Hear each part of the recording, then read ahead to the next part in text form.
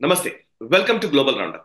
అంతర్జాతీయ పరిణామాల్ని భారతీయ దృక్కోణంలో విశ్లేషించే చర్చా కార్యక్రమం గ్లోబల్ రౌండప్ 176వ ఎపిసోడ్ సిద్ధంగా ఉంది.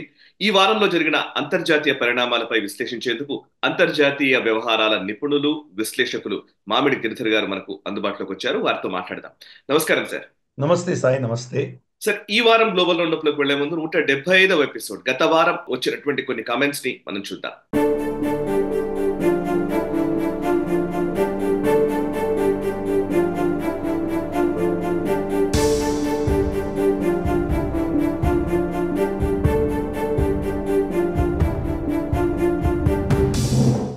సో చూసారు కదా, అది 175వ ఎపిసోడ్ లోని కొన్ని కమెంట్స్. అవి 176వ ఎపిసోడ్ లోకి వెళదాము.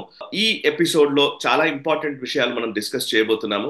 అంతకంటే ముందు ఫస్ట్ నేషనల్ స్టబ్ ని సబ్స్క్రైబ్ చేసుకొని ప్రేక్షకులు ఉంటే కనుక ప్లీజ్ సబ్స్క్రైబ్ చేసుకోండి. అండ్ నోటిఫికేషన్స్ బెల్ ఐకాన్ పై క్లిక్ చేసి నోటిఫికేషన్స్ మిస్ కాకుండా చూడొచ్చు.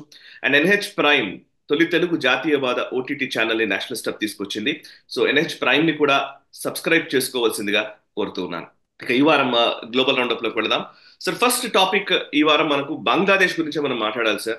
నిజంగా ఇంకా ఆ దాడులు హిందువుల పైన బంగ్లాదేశ్ లో కొనసాగుతూనే ఉన్నాయి.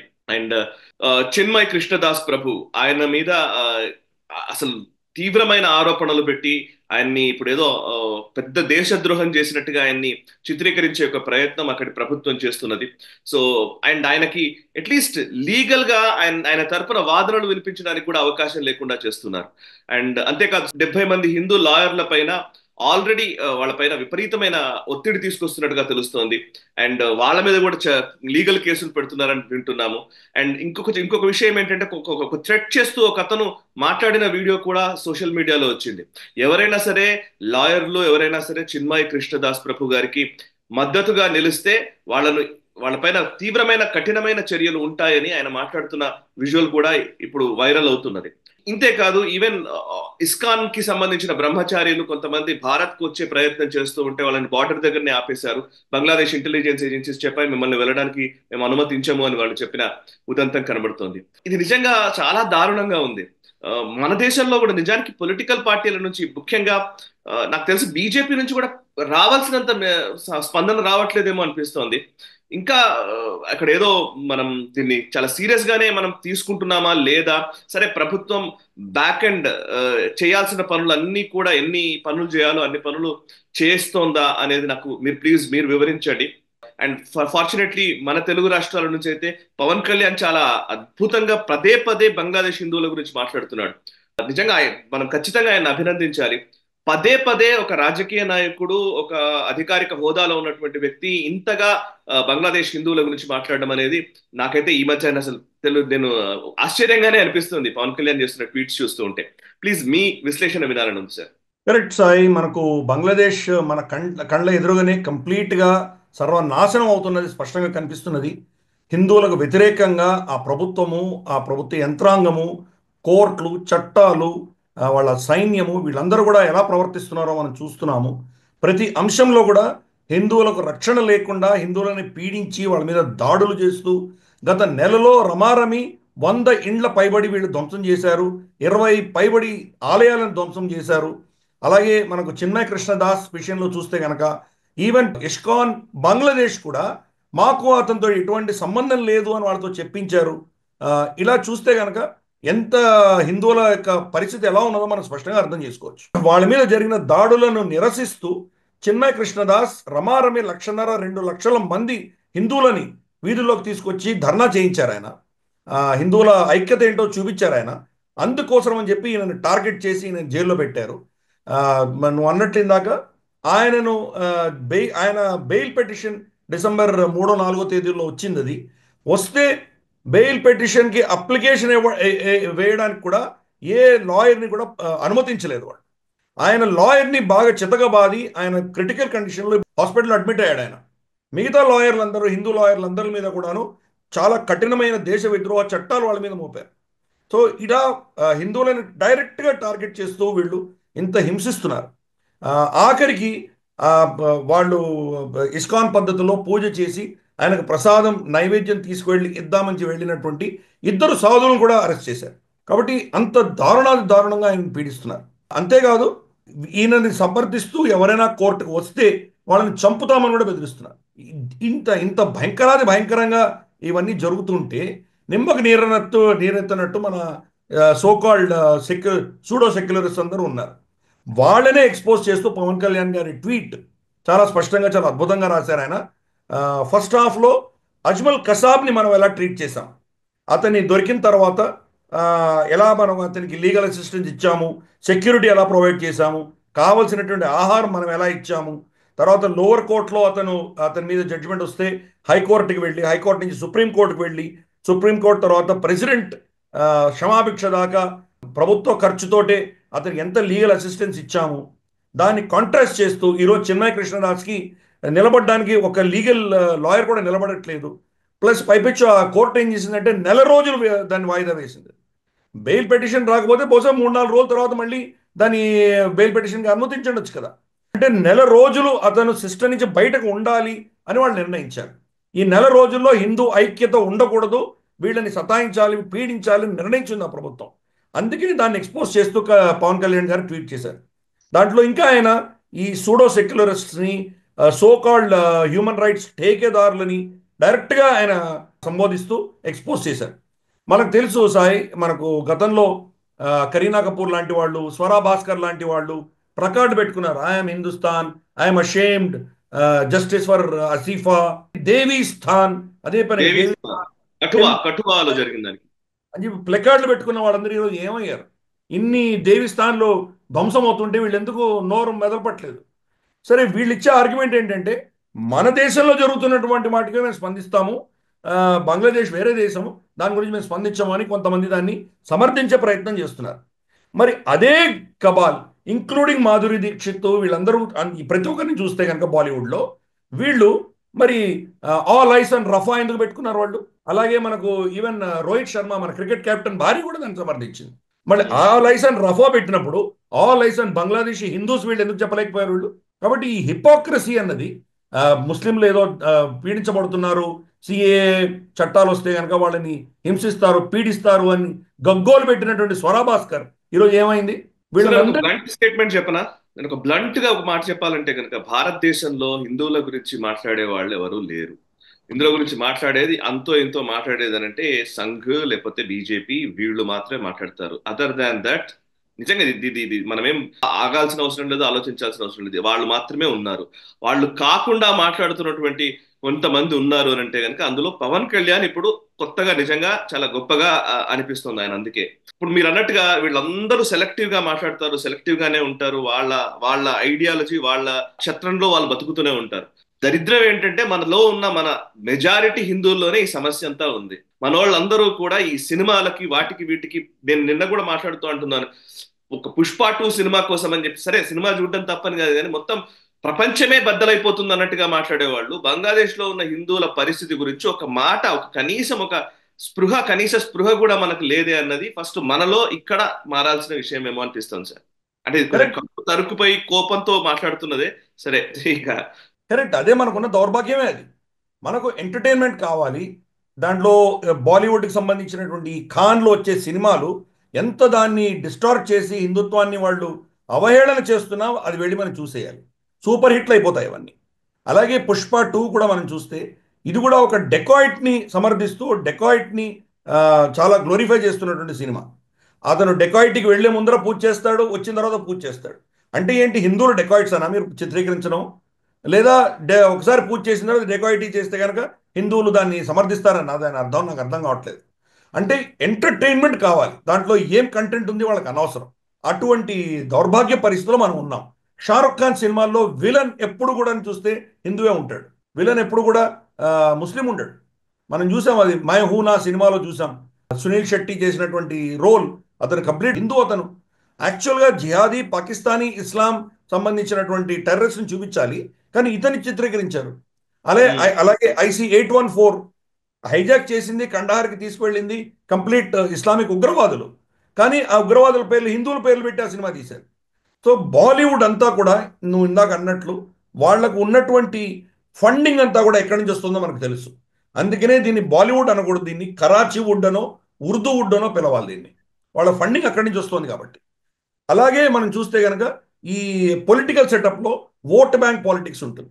ఈ ఇద్దరు ఆ, ఎవరిని ఎవరి ఆధారం వల్ల ఎవరి సమర్థన వల్ల వీళ్ళు నిలవగలుగుతున్నారో వాళ్ళని మాత్రమే వీళ్ళు సమర్థిస్తారు. సెలెక్టివ్గా వాళ్ళని మాత్రమే ముందుకు తీసుకువెళ్తారు.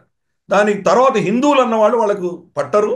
ఎందుకంటే మనలో ఐక్యత లేదు, మనం హిందువులుగా ప్రవర్తించము కాబట్టి.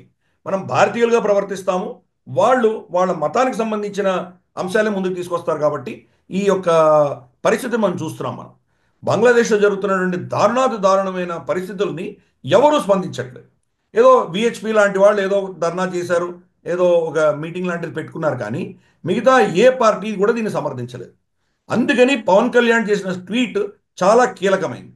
నేను ఇందాక చెప్పినట్లు ఏదో విహెచ్పియో బజరంగ్ దళ్ళో లేకపోతే బీజేపీనో లేకపోతే ఆర్ఎస్ఎస్ సంబంధించినటువంటి అవుట్ఫిట్స్ ఏదో దాని గురించి స్పందించాయంటే కనుక, ఫర్ ఇన్స్టెన్స్ ఆర్ఎస్ఎస్ ఆఫీషియల్గా బంగ్లాదేశ్ ప్రభుత్వాన్ని వ్యతిరేకిస్తూ వాళ్ళు స్టేట్మెంట్ కూడా ఇష్యూ చేశారు. హిందువులను ప్రొటెక్ట్ చేయవలసిన బాధ్యత మీకు ఉన్నది అని వాళ్ళు చెప్పారు. వాళ్ళు ఇవన్నీ ఒక ఎత్తు అయితే, ఈ ఈ ఆర్ఎస్ఎస్ బీజేపీ ఈకో సిస్టమ్ దాటి హిందువుల హిందువులను సమర్థిస్తూ మాట్లాడిన వ్యక్తులు లేరు అంటే కనుక ఇది చాలా దౌర్భాగ్యమైన విషయం. అందుకని పవన్ కళ్యాణ్ గారు చేసిన ఈ ట్వీట్ ఒక చాలా సిగ్నిఫికెంట్గా మనం భావించాలి. ఇంకో సిగ్నిఫికెన్స్ ఏముందంటే దీంట్లో పవన్ కళ్యాణ్ గారు స్వయాన గతంలో కమ్యూనిస్ట్తో కలిసి ఆయన పోరాటం చేసే ఎలక్షన్లో నిలబడ్డారు. ఆయన అటువంటి వ్యక్తి కమ్యూనిస్ట్ ఇన్ఫ్లుయెన్స్ కాకుండా తను స్వచ్ఛందంగా ఇప్పుడు హిందువులను సమర్థిస్తూ మాట్లాడడం, ట్వీట్ చేయడం అనేది చాలా సిగ్నిఫికెంట్. సో ఇది ఆయన పర్మనెంట్ మార్పా లేకపోతే పొలిటికల్గా ఆయన మాట్లాడుతున్నారా అన్నది ఒక చర్చ పక్కన పెడితే, ఇప్పుడు ఆయన సమర్థిస్తూ మాట్లాడుతున్నారు కాబట్టి దాన్ని మనం సమర్థించాలి, దాన్ని అభినందించాలి మనం. తర్వాత రేపటి రోజు వస్తే కనుక ఆయన కూడా కండెమ్ చేస్తాం, అలా ఏం కాదు. కానీ ప్రస్తుతానికి నాన్ బీజేపీ ఎకో సిస్టమ్ నుంచి మాట్లాడే ఏకైక పొలిటీషియన్ ఈయనే కాబట్టి ఈయనని తప్పకుండా మనం అందరం అభినందించవలసినటువంటి విషయం. ఇకపోతే బంగ్లాదేశ్లోనే పరిస్థితి మనం చూసామంటే, బంగ్లాదేశ్ సైన్యం సరిహద్దు దాటి వచ్చి మన దేశంలో భారతదేశంలో మన వాళ్ళు హిందూ మందిరం ఒకటి కట్టుకుంటుంటే ఇది కట్టడానికి వీల్లేదు, మీరు కడితే కనుక యాక్షన్ తీసుకుంటామని బెదిరించి వెళ్ళారు వాళ్ళు. అంటే మన సెక్యూరిటీ ఏముంది, మరి బిఎస్ఎఫ్ ఏం చేస్తుంది అక్కడ? బిఎస్ఎఫ్ కొంత సమయం తర్వాత వచ్చి వాళ్ళు బంగ్లాదేశ్ బార్డర్ గార్డ్స్ని వాళ్ళు లోపలికి తోశారు. అంటే మన దేశంలో మన హిందూ ఆలయం కట్టుకున్నా వాళ్ళ దేశంలో ముస్లిమ్స్ వాళ్ళకు అబ్జెక్షన్ ఉంటుంది కాబట్టి కట్టడానికి వీలు లేదని మన దేశంలో వచ్చి వాళ్ళు యాక్షన్ చేస్తే వాళ్ళకి ఎంతటి ధైర్యం ఉందో, ఎటువంటి పరిస్థితితో మనం చూస్తున్నాం. మనం ఇంకా బంగ్లాదేశ్ ఏం చెప్తోందంటే, మేము యుఎన్ పీస్ కీపింగ్ ఫోర్స్కి బంగ్లాదేశ్ సైన్యాన్ని పంపిస్తున్నాము, కావాలంటే ఆ యుఎన్ పీస్ కీపింగ్ ఫోర్స్ని ఇండియాలో డిప్లాయ్ చేయండి, భారతదేశంలో డిప్లాయ్ చేయండి. త్రిపురలో మా ఎంబసీ మీద దాడులు జరుగుతున్నాయి, వీళ్ళ సెక్యూరిటీ ఫోర్సెస్ మమ్మల్ని కాపాడలేకపోతున్నాయి, మేమే యుఎన్ పీస్ కీపింగ్ ఫోర్స్లో వెళ్ళి కాపాడడానికి కూడా సిద్ధంగా ఉన్నామని స్టేట్మెంట్ ఇచ్చారు. అంటే భారతదేశాన్ని ఎంత ఇన్సల్ట్ చేస్తున్నారో మనం అర్థం చేసుకోవచ్చు. త్రిపురలో జరిగింది ఒక ఘటన. త్రిపుర బంగ్లాదేశీ ఎంబసీ మీద కొంతమంది అగ్రెసివ్గా వచ్చి ధర్నాలు చేసి బయట ఉన్నటువంటి బంగ్లాదేశీ జెండాని దించేసి కొంత, అంటే అఫ్ కోర్స్ ఎంబసీ లోపలికి వెళ్ళలేదు, కానీ అక్కడ కొంత బార్డర్ దాని కాంపౌండ్ వాళ్ళ దగ్గర కొంత అల్లరి చేసి వెళ్ళిపోయారు వాళ్ళు. దాన్ని భారత ప్రభుత్వం కూడా ఖండించింది, ఎందుకంటే డిప్లొమాటిక్ మిషన్స్ మీద ఎవరు టచ్ చేయడానికి వీల్లేదు. కానీ ఆ చిన్న ఘటన జరిగింది, దాన్ని హైలైట్ చేస్తున్నారు. ప్లస్ వాళ్ళ అధికారి ఒకతను ఇండియా టుడేకి ఇచ్చిన ఇంటర్వ్యూలో ఏం చెప్పాడంటే, అతను అసలు హిందువులు ఈ రోజు ప్రభుత్వంలో ఉన్నంత సురక్షితంగా షేక్ హసీనా ప్రభుత్వంలో కూడా లేరు అని చెప్పి స్టేట్మెంట్ ఇచ్చాడు. కళ్ళెదురుగా ఇన్ని వీడియోస్ వస్తున్నాయి, ఇంత ఎవిడెన్స్ ఉన్నది, బ్రిటిష్ పార్లమెంట్లో చర్చ జరిగింది.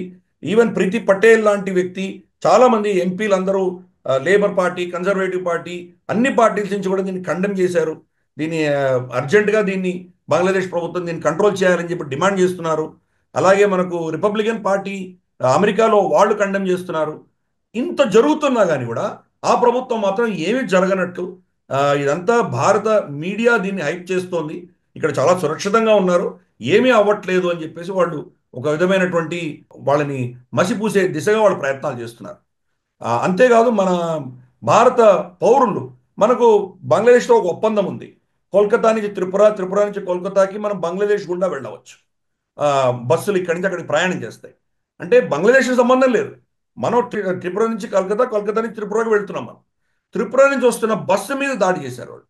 ఇది భారతదేశం బస్సు కాబట్టి దాన్ని అదే పనిగా వాళ్ళ డ్రైవర్ ఒకతను వచ్చి దాన్ని యాక్సిడెంట్ చేసి అక్కడ ఉన్న ఇస్లామిస్టులు అందరూ వచ్చి మిమ్మల్ని చంపుతామని బెదిరించారు. వాళ్ళు బంగ్లాదేశ్కి వెళ్ళట్లేదు, వాళ్ళు భారతదేశమే ఒక దేశం నుంచి ఇంకో దేశానికి ఒక ప్రాంతం నుంచి ఇంకో ప్రాంతానికి వెళ్తున్నారు. బంగ్లాదేశ్ భూమిని వాడుకుంటున్నారు అంతే. ఇది మనకు షేక్ హసీనా ప్రభుత్వం ఉన్నప్పుడు ఉన్నటువంటి ఒప్పందం అది. దాని ప్రకారం వెళ్తున్నారు. అయినా వాళ్ళ మీద దాడి చేశారు. అంటే ఎంత ఆ, పాశవికత వచ్చిందో అక్కడ అర్థం చేసుకోవచ్చు. ఇంకా పాకిస్తాన్ తోటి వాళ్ళు మంత్రాలు చేసుకుంటున్నారు. పాకిస్తాన్ తోటి ఇంకా దగ్గర అయ్యేటువంటి ప్రయత్నాలు చేస్తున్నారు. షేక్ ముజిబుర్ రెహమాన్ విగ్రహాలు, పెయింటింగ్స్ వీటన్నిటిని ధ్వంసం చేస్తున్నారు. మొత్తం వాళ్ళ చరిత్రను తిరగరాస్తున్నారు. షేక్ ముజిబుర్ రెహమాన్ పుట్టినరోజు, ఆయన చనిపోయిన రోజు, తర్వాత వాళ్ళకు ఇతరత్ర జరిగినటువంటి ఘటనలకు సంబంధించినటువంటి హాలిడేస్ ఏవైతే ఉన్నాయో అవన్నీ కూడా వాళ్ళు తిరగరాశారు. మొత్తం కంప్లీట్గా తీసేశారు ఆ హాలిడేస్ అన్ని. ప్లస్ పాకిస్తాన్ నుంచి ఎవరైనా కనుక బంగ్లాదేశ్కి రాదలుచుకుంటే గతంలో వాళ్ళకి సెక్యూరిటీ క్లియరెన్స్ ఒక ప్రాసెస్ ఉండేది. వీడి టెర్రరిస్టా కాదా, లేదా వీడు ఏమైనా ఛాందసవాదా, ఇవి క్లియరెన్స్ చేసిన తర్వాతే వాళ్ళకి బంగ్లాదేశ్లో రావడానికి వీసా ఇచ్చేవాళ్ళు. ఇప్పుడు ఆ కండిషన్ తీసేసింది బంగ్లాదేశ్ ప్రభుత్వం. అంటే ఈవెన్ మనకు చూస్తే కనుక మనకు హఫీజ్ సయీద్ కానీ, జకీవుర్ రెహమాన్ లక్వీ కానీ వాళ్ళు హ్యాపీగా బంగ్లాదేశ్కి వెళ్ళొచ్చు. వాళ్ళని ఎవరు సెక్యూరిటీ క్లియరెన్స్ అక్కర్లేకుండానో ఆ దేశానికి వెళ్ళొచ్చు. వాళ్ళు అక్కడికి సెక్యూరిటీ క్లియరెన్స్ లేకుండా బంగ్లాదేశ్కి అనుమతిస్తున్నారు అంటే కనుక అది డైరెక్ట్గా భారతదేశానికి థ్రెట్ కిందే మనం భావించాలి. కాబట్టి బంగ్లాదేశ్ క్రమేపీ మన కళ్ళ ఎదురుటే కంప్లీట్గా క్షీణిస్తూ ఒక ఇస్లామిక్ దేశంగా, complete cutter anti Bharat, anti Hindu దేశంగా తయారవుతూ మనం చూస్తూ ఉన్నాం. సరే, మనం తెచ్చే ఒత్తిడి తెస్తున్నాం. ఫర్ ఇన్స్టెన్స్ మన ఫారెన్ సెక్రటరీ సోమవారం వెళ్ళి ఆయన కలుస్తున్నారు, బంగ్లాదేశ్ ప్రభుత్వాన్ని కలుస్తున్నారు. మనం ఇచ్చే వార్నింగ్ ఏంటో మనం ఇస్తాము. వాళ్ళకు పవర్ జనరేషన్ కట్ చేసాం మనము. అలాగే వాళ్ళ షిప్పింగ్ కంటైనర్స్ అన్ని కూడా ఇప్పుడు పాకిస్తాన్కి తెచ్చుకుంటున్నారు. ఈ కాస్ట్ పెరిగిపోవడంతో వాళ్ళ టెక్స్టైల్ ఇండస్ట్రీ, నేను చూశాను కదా బంగ్లాదేశ్ ఢాకా బయట ఎన్ని టెక్స్టైల్ ఇండస్ట్రీస్ ఉన్నాయో అవన్నీ మూతపడ్డాయి ఈరోజు. అక్కడ ఉన్నటువంటి ఆర్డర్స్ అన్ని కూడాను కోయంబత్తూర్, ఈరోడ్, సేలంకి షిఫ్ట్ అయ్యాయి. ఎందుకు? ఇదే సీజన్, డిసెంబర్ జనవరి సీజన్. వెస్ట్రన్ దేశాల్లో క్రిస్మస్కి, న్యూ ఇయర్కి విపరీతంగా కొనుగోలు చేస్తారు. దీని ఆర్డర్స్ అన్ని కూడా ఆగస్ట్ షేక్ హసీనాని తీసేసిన తర్వాత సెప్టెంబర్, అక్టోబర్, నవంబర్ 3 నెలలు చాలా క్రూషియల్. ఈ 3 నెలలు వాళ్ళకి ఆర్డర్స్ లేక మొత్తం మూసేసుకునేటువంటి పరిస్థితి వచ్చింది అక్కడ. కాబట్టి భారతదేశం తెచ్చే ఒత్తిడి తెస్తున్నాం, కానీ అయినా కానీ అక్కడ ఇస్లామిక్ ఛాందసవాదం అన్నది చాలా విపరీతంగా పేటరేగిపోతుంది. ట్రంప్ వచ్చేంత వరకు బహుశా మరి ఆ పరిస్థితులు ఎలా క్షీణిస్తాయో తలుచుకుంటేనే భయం వేస్తోంది. మరి అంత లోపల రాబోయే 40-50 రోజుల్లోపు వీళ్ళు ఇంకా హిందువుల్ని ఎంతమంది చంపుతారో, ఎంతమంది స్త్రీలని అవమానం చేస్తారో వీళ్ళు, మరి ఇతరత్ర వీళ్ళ గుళ్ళను, వీళ్ళ ధార్మిక స్థలాల్ని ఎలా వీళ్ళు పీడిస్తారో తలుచుకుంటేనే భయం వేస్తోంది.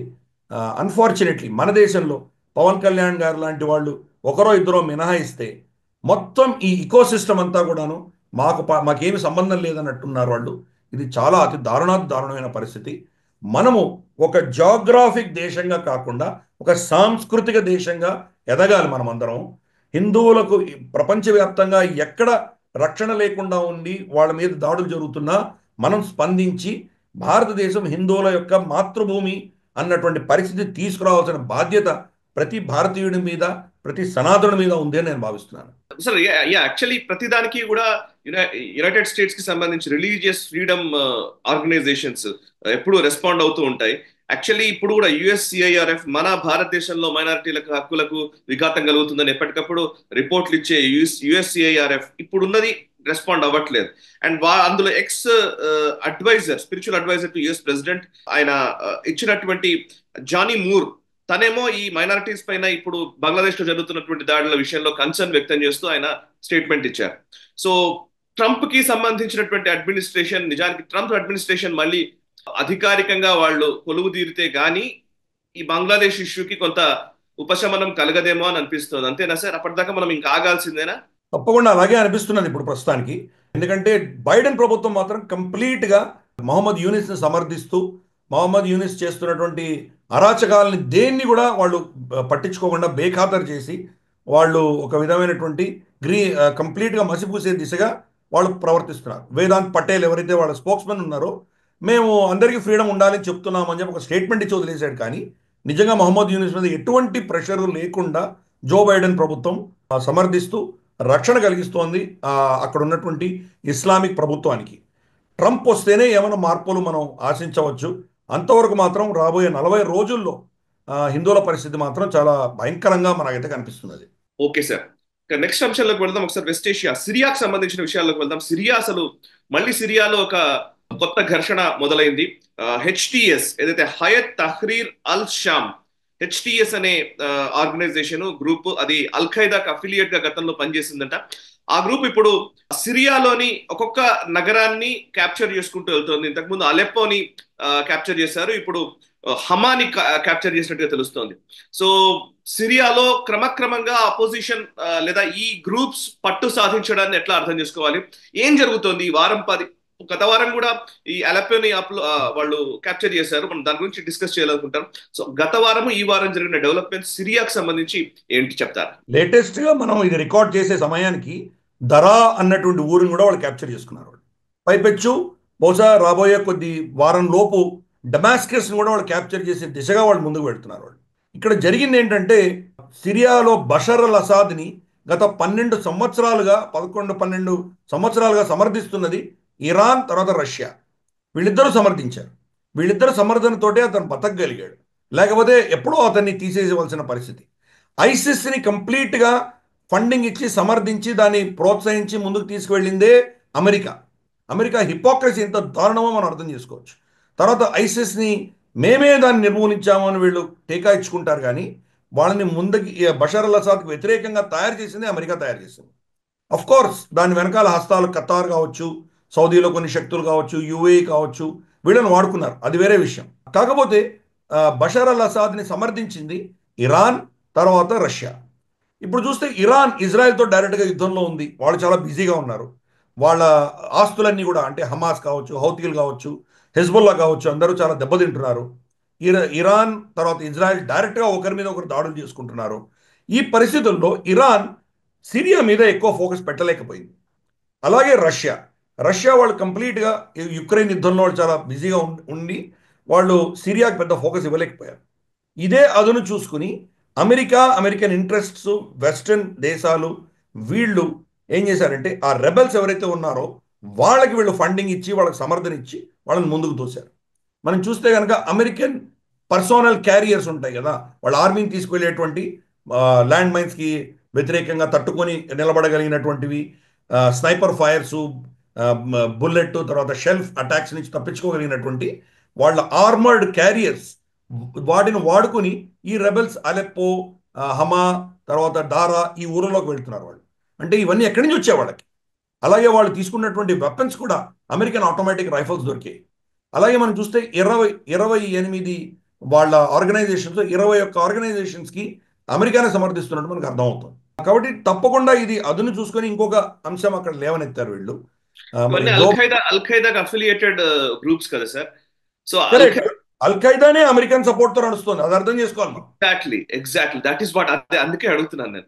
అంటే అల్ ఖైదాకి వ్యతిరేకంగానే యుద్ధం అని ప్రకటించిన అమెరికా ఒకవైపు అల్ ఖైదాతోనే అంటగాగడం, అల్ ఖైదాని ప్రేరేపించింది అమెరికా. సో ఈ హిపోక్రసీ గురించి ఒకసారి చెప్పండి. అదే అసలు ఏం జరిగింది చెప్పండి. జాక్ సులివాన్ ఇప్పుడు వాళ్ళ national security adviser, American national security adviser. అతను గతంలో మనకు ఒబామా అడ్మినిస్ట్రేషన్లో హిలరీ క్లింటన్ కింద ఒక అధికారిగా పనిచేశాడు. అతను ఇంటెలిజెన్స్ ఆఫీసర్గా అతను ఇచ్చినటువంటి రిపోర్ట్ వికీలీక్స్లో లీకే బయటకు వచ్చింది. ఆ వికీలీక్స్లో వచ్చినటువంటి రిపోర్ట్లో మనకు అల్ ఖైదా మన ఇంట్రెస్ట్కి అనుగుణంగా ఉన్నారు కాబట్టి మనం లిబియాలో అల్ ఖైదాను వాడుకుని మనం అక్కడ ఉన్నటువంటి గదాఫీ రెజిమ్కి వ్యతిరేకంగా మనం చేసేది కరెక్టే అని చెప్పేసి అతను ఇచ్చిన రిపోర్ట్ లీక్ అయింది. అంటే అమెరికా ఒక సైడు అల్ ఖైదా లాంటి సంస్థలకు వీళ్ళు ప్రోత్సాహం ఇచ్చి, వాళ్ళ ఫండింగ్ ఇచ్చి, వాళ్లను ఇరాన్ ప్రాక్సీస్కి వ్యతిరేకంగా, బషర్ అల్ అసాద్కి వ్యతిరేకంగా వాళ్ళని పురిగొల్పి వాళ్ళని వాడుకుని, ఇంకో సైడ్ ప్రపంచానికి మాత్రం వీళ్ళు టెర్రరిస్ట్ ఆర్గనైజేషను, మేము వీళ్ళని కంప్లీట్గా ఎలిమినేట్ చేసే ప్రయత్నం మేము చేస్తామని చెప్పేసి ఒక హిపోక్రసీ, ఒక కంప్లీట్ ద్వంద్వీకరణ అనేది వాళ్ళు చేశారు అమెరికన్స్. దానివల్లే ఈరోజు మనం చూసామంటే సిరియాలో మళ్ళీ అవే శక్తులు ఈ ఏదైతే హెచ్టిఎస్ ఏదైతే ఇందాక చెప్పావో అది ఇటువంటి అవుట్ఫిట్కి సంబంధించినటువంటి ఇటువంటి భావజాలం ఉన్నటువంటి అవుట్ఫిట్లో ఒక భాగం కింద మనం భావించాలి. వాళ్ళు ఈ ఊర్లన్నీ ఆక్యుపై చేయగానే ఇమ్మీడియట్గా చేసింది వాళ్ళు ఇస్లామిక్ లా, ఇస్లామిక్ సున్నీ ఇస్లామిక్ అజెండా ముందుకు తీసుకెళ్లే ప్రయత్నం వాళ్ళు చేస్తున్నారు. కంప్లీట్ టెర్రరిస్ట్ ఆర్గనైజేషన్స్ ఇవి, ఇస్లామిక్ జిహాదీ టెర్రరిస్ట్ ఆర్గనైజేషన్స్. ఇవి కనుక టేక్ ఓవర్ చేశాయంటే టెంపరీగా మీరు ఇరాన్ని ఏదో కౌంటర్ చేయడమో, బషర్ అల్ అసద్ లాంటి వ్యక్తిని తీసేయడమో లాంటివి ఏదో మీరు అచీవ్ చేయొచ్చేమో. కానీ అల్టిమేట్గా లాంగ్ రన్లో అల్ ఖైదా లాంటి సంస్థలు కానీ, ఐసిస్ లాంటి సంస్థలు కానీ వచ్చాయంటే ప్రపంచానికే భయంకరమైన కంటకంగా తయారవుతాయి ఇవన్నీ. అమెరికా గతంలో కూడా ఇవే చేసింది. ఇటువంటి టెర్రరిస్ట్ ఆర్గనైజేషన్ ప్రోత్సహించి వాళ్ళకి ఫండింగ్ ఇచ్చి వాళ్ళని ప్రపంచంలో ఈ యొక్క యుద్ధాలు జరిగేలాగా వాళ్ళని ప్రేరేపించడం వల్ల వాళ్ళ అస్త్రశస్త్రాలు అమ్ముకునేటువంటి ఒక మొత్తం మెకానిజం పెట్టుకున్నారు వాళ్ళు. మిడిల్ ఈస్ట్ అంతా ఈరోజు తగలబడుతుంది. ఒక యుద్ధం చల్లారుతోంది అనగానే ఇంకోటి మొదలైంది. ఇది చూస్తే కనుక టైమింగ్ కూడా చూస్తే కనుక ఈ సిరియా మీద జరుగుతున్న దాడులు, లెబనాన్లో ఉన్నటువంటి హెజ్బుల్లా, తర్వాత ఇజ్రాయెల్ ఇద్దరు కాల్పుల విరమణ ఒప్పందం చేసుకోగానే ఇమ్మీడియట్గా అటాక్స్ జరిగాయి. అంటే బషర్ అల్ అసాద్ ఆయన వీక్గా ఉన్నాడు, ఆయన సమర్థించే రష్యా, తర్వాత ఇరాన్ ఇతరత్ర యుద్ధాల్లో బిజీగా ఉన్నాయి అని చూసి అదను చూసి వీళ్లకు సమర్థించి వీళ్ళని లోపలికి తోశారు. వీటన్నిటిలో కూడా టర్కీ చాలా డర్టీ గేమ్ ఆడుతుంది. అది ఉత్తర సిరియాలో కుర్దిస్తాన్ ప్రాంతానికి సంబంధించినటువంటి కుర్దులు ఎవరైతే ఉన్నారో అక్కడ దాచుకుంటారు వాళ్ళు. వాళ్ళని టెర్రరిస్ట్ ఆర్గనైజేషన్ కింద టర్కీ భావిస్తుంది. ఎందుకంటే కుర్దులు ఏమనుకుంటారంటే కుర్దిస్తాన్ కావాలి మాకు అంటే టర్కీలో ఉన్న కొంత భాగము, సిరియాలో ఉన్న కొంత భాగము, ఇరాక్లో ఉన్న కొంత భాగము, ఇవన్నీ కూడా కలిపి కుర్ద్ అన్నటువంటి జాతికి మాకు సపరేట్ దేశం కావాలి అని పోరాటం చేస్తున్నటువంటి వాళ్ళు. బ్రిటిష్ వాడు 1945-47లో వాళ్ళ అధీనంలో ఉన్నప్పుడు గీతలు గీసి వాళ్ళు ఈ దేశాలు తయారు చేసినప్పుడు కుర్దులని 3 దేశాల్లో విభజించి వెళ్ళిపోయారు వాళ్ళు. కాబట్టి అప్పటి నుంచి వాళ్ళ డిమాండ్ ఉంది. టర్కీ ఇప్పటికి కూడా వాళ్ళని నాశనం చేయాలి అన్న దిశగా వాళ్ళ ప్రయత్నాలు చేస్తున్నారు. కాబట్టి టర్కీ సమర్థన కూడా ఈ రెబల్స్కు ఉన్నది అని మనకు అర్థమవుతుంది. కానీ అఫీషియల్గా టర్కీ ఏం చెప్పిందంటే సిరియా యొక్క బౌండరీస్ని మేము గౌరవిస్తాము, వాళ్ళ సరిహద్దులు గౌరవిస్తామని చెప్పారు వాళ్ళు. కానీ వాళ్ళ హిపోక్రసీ ఏంటంటే సిరియాలో ఉన్నటువంటి ఈ కుర్డిస్తాన్ ప్రాంతానికి సంబంధించినటువంటి సైన్యాన్ని వాళ్ళు డైరెక్ట్గా టార్గెట్ చేస్తున్నారు. అమెరికా బషర్ అల్ అసాద్ సైన్యాన్ని టార్గెట్ చేస్తుంది. ఇంకా చాలా దారుణమైన ఇన్ఫర్మేషన్ మనకి ఏమొచ్చిందంటే ఎలాన్ మస్క్కి సంబంధించినటువంటి స్టార్ లింక్ని వీళ్ళు వాడుకుంటున్నారు అని తెలుస్తుంది. ఆ స్టార్ లింక్ను వాడుకుని బషర్ అల్ అసాద్ సైన్యానికి సంబంధించినటువంటి కమ్యూనికేషన్స్ని జామ్ చేశారు వీళ్ళు. మరి ఇంత టెక్నాలజీ వీళ్ళ దగ్గర ఎక్కడి నుంచి వచ్చింది? ఒక జస్ట్ సింపుల్ టెర్రరిస్ట్ ఆర్గనైజేషన్ ఇంత చేయగలిగింది అంటే కనుక కంప్లీట్ అమెరికన్ సపోర్ట్ ఉంది అని మనకు అర్థమవుతుంది.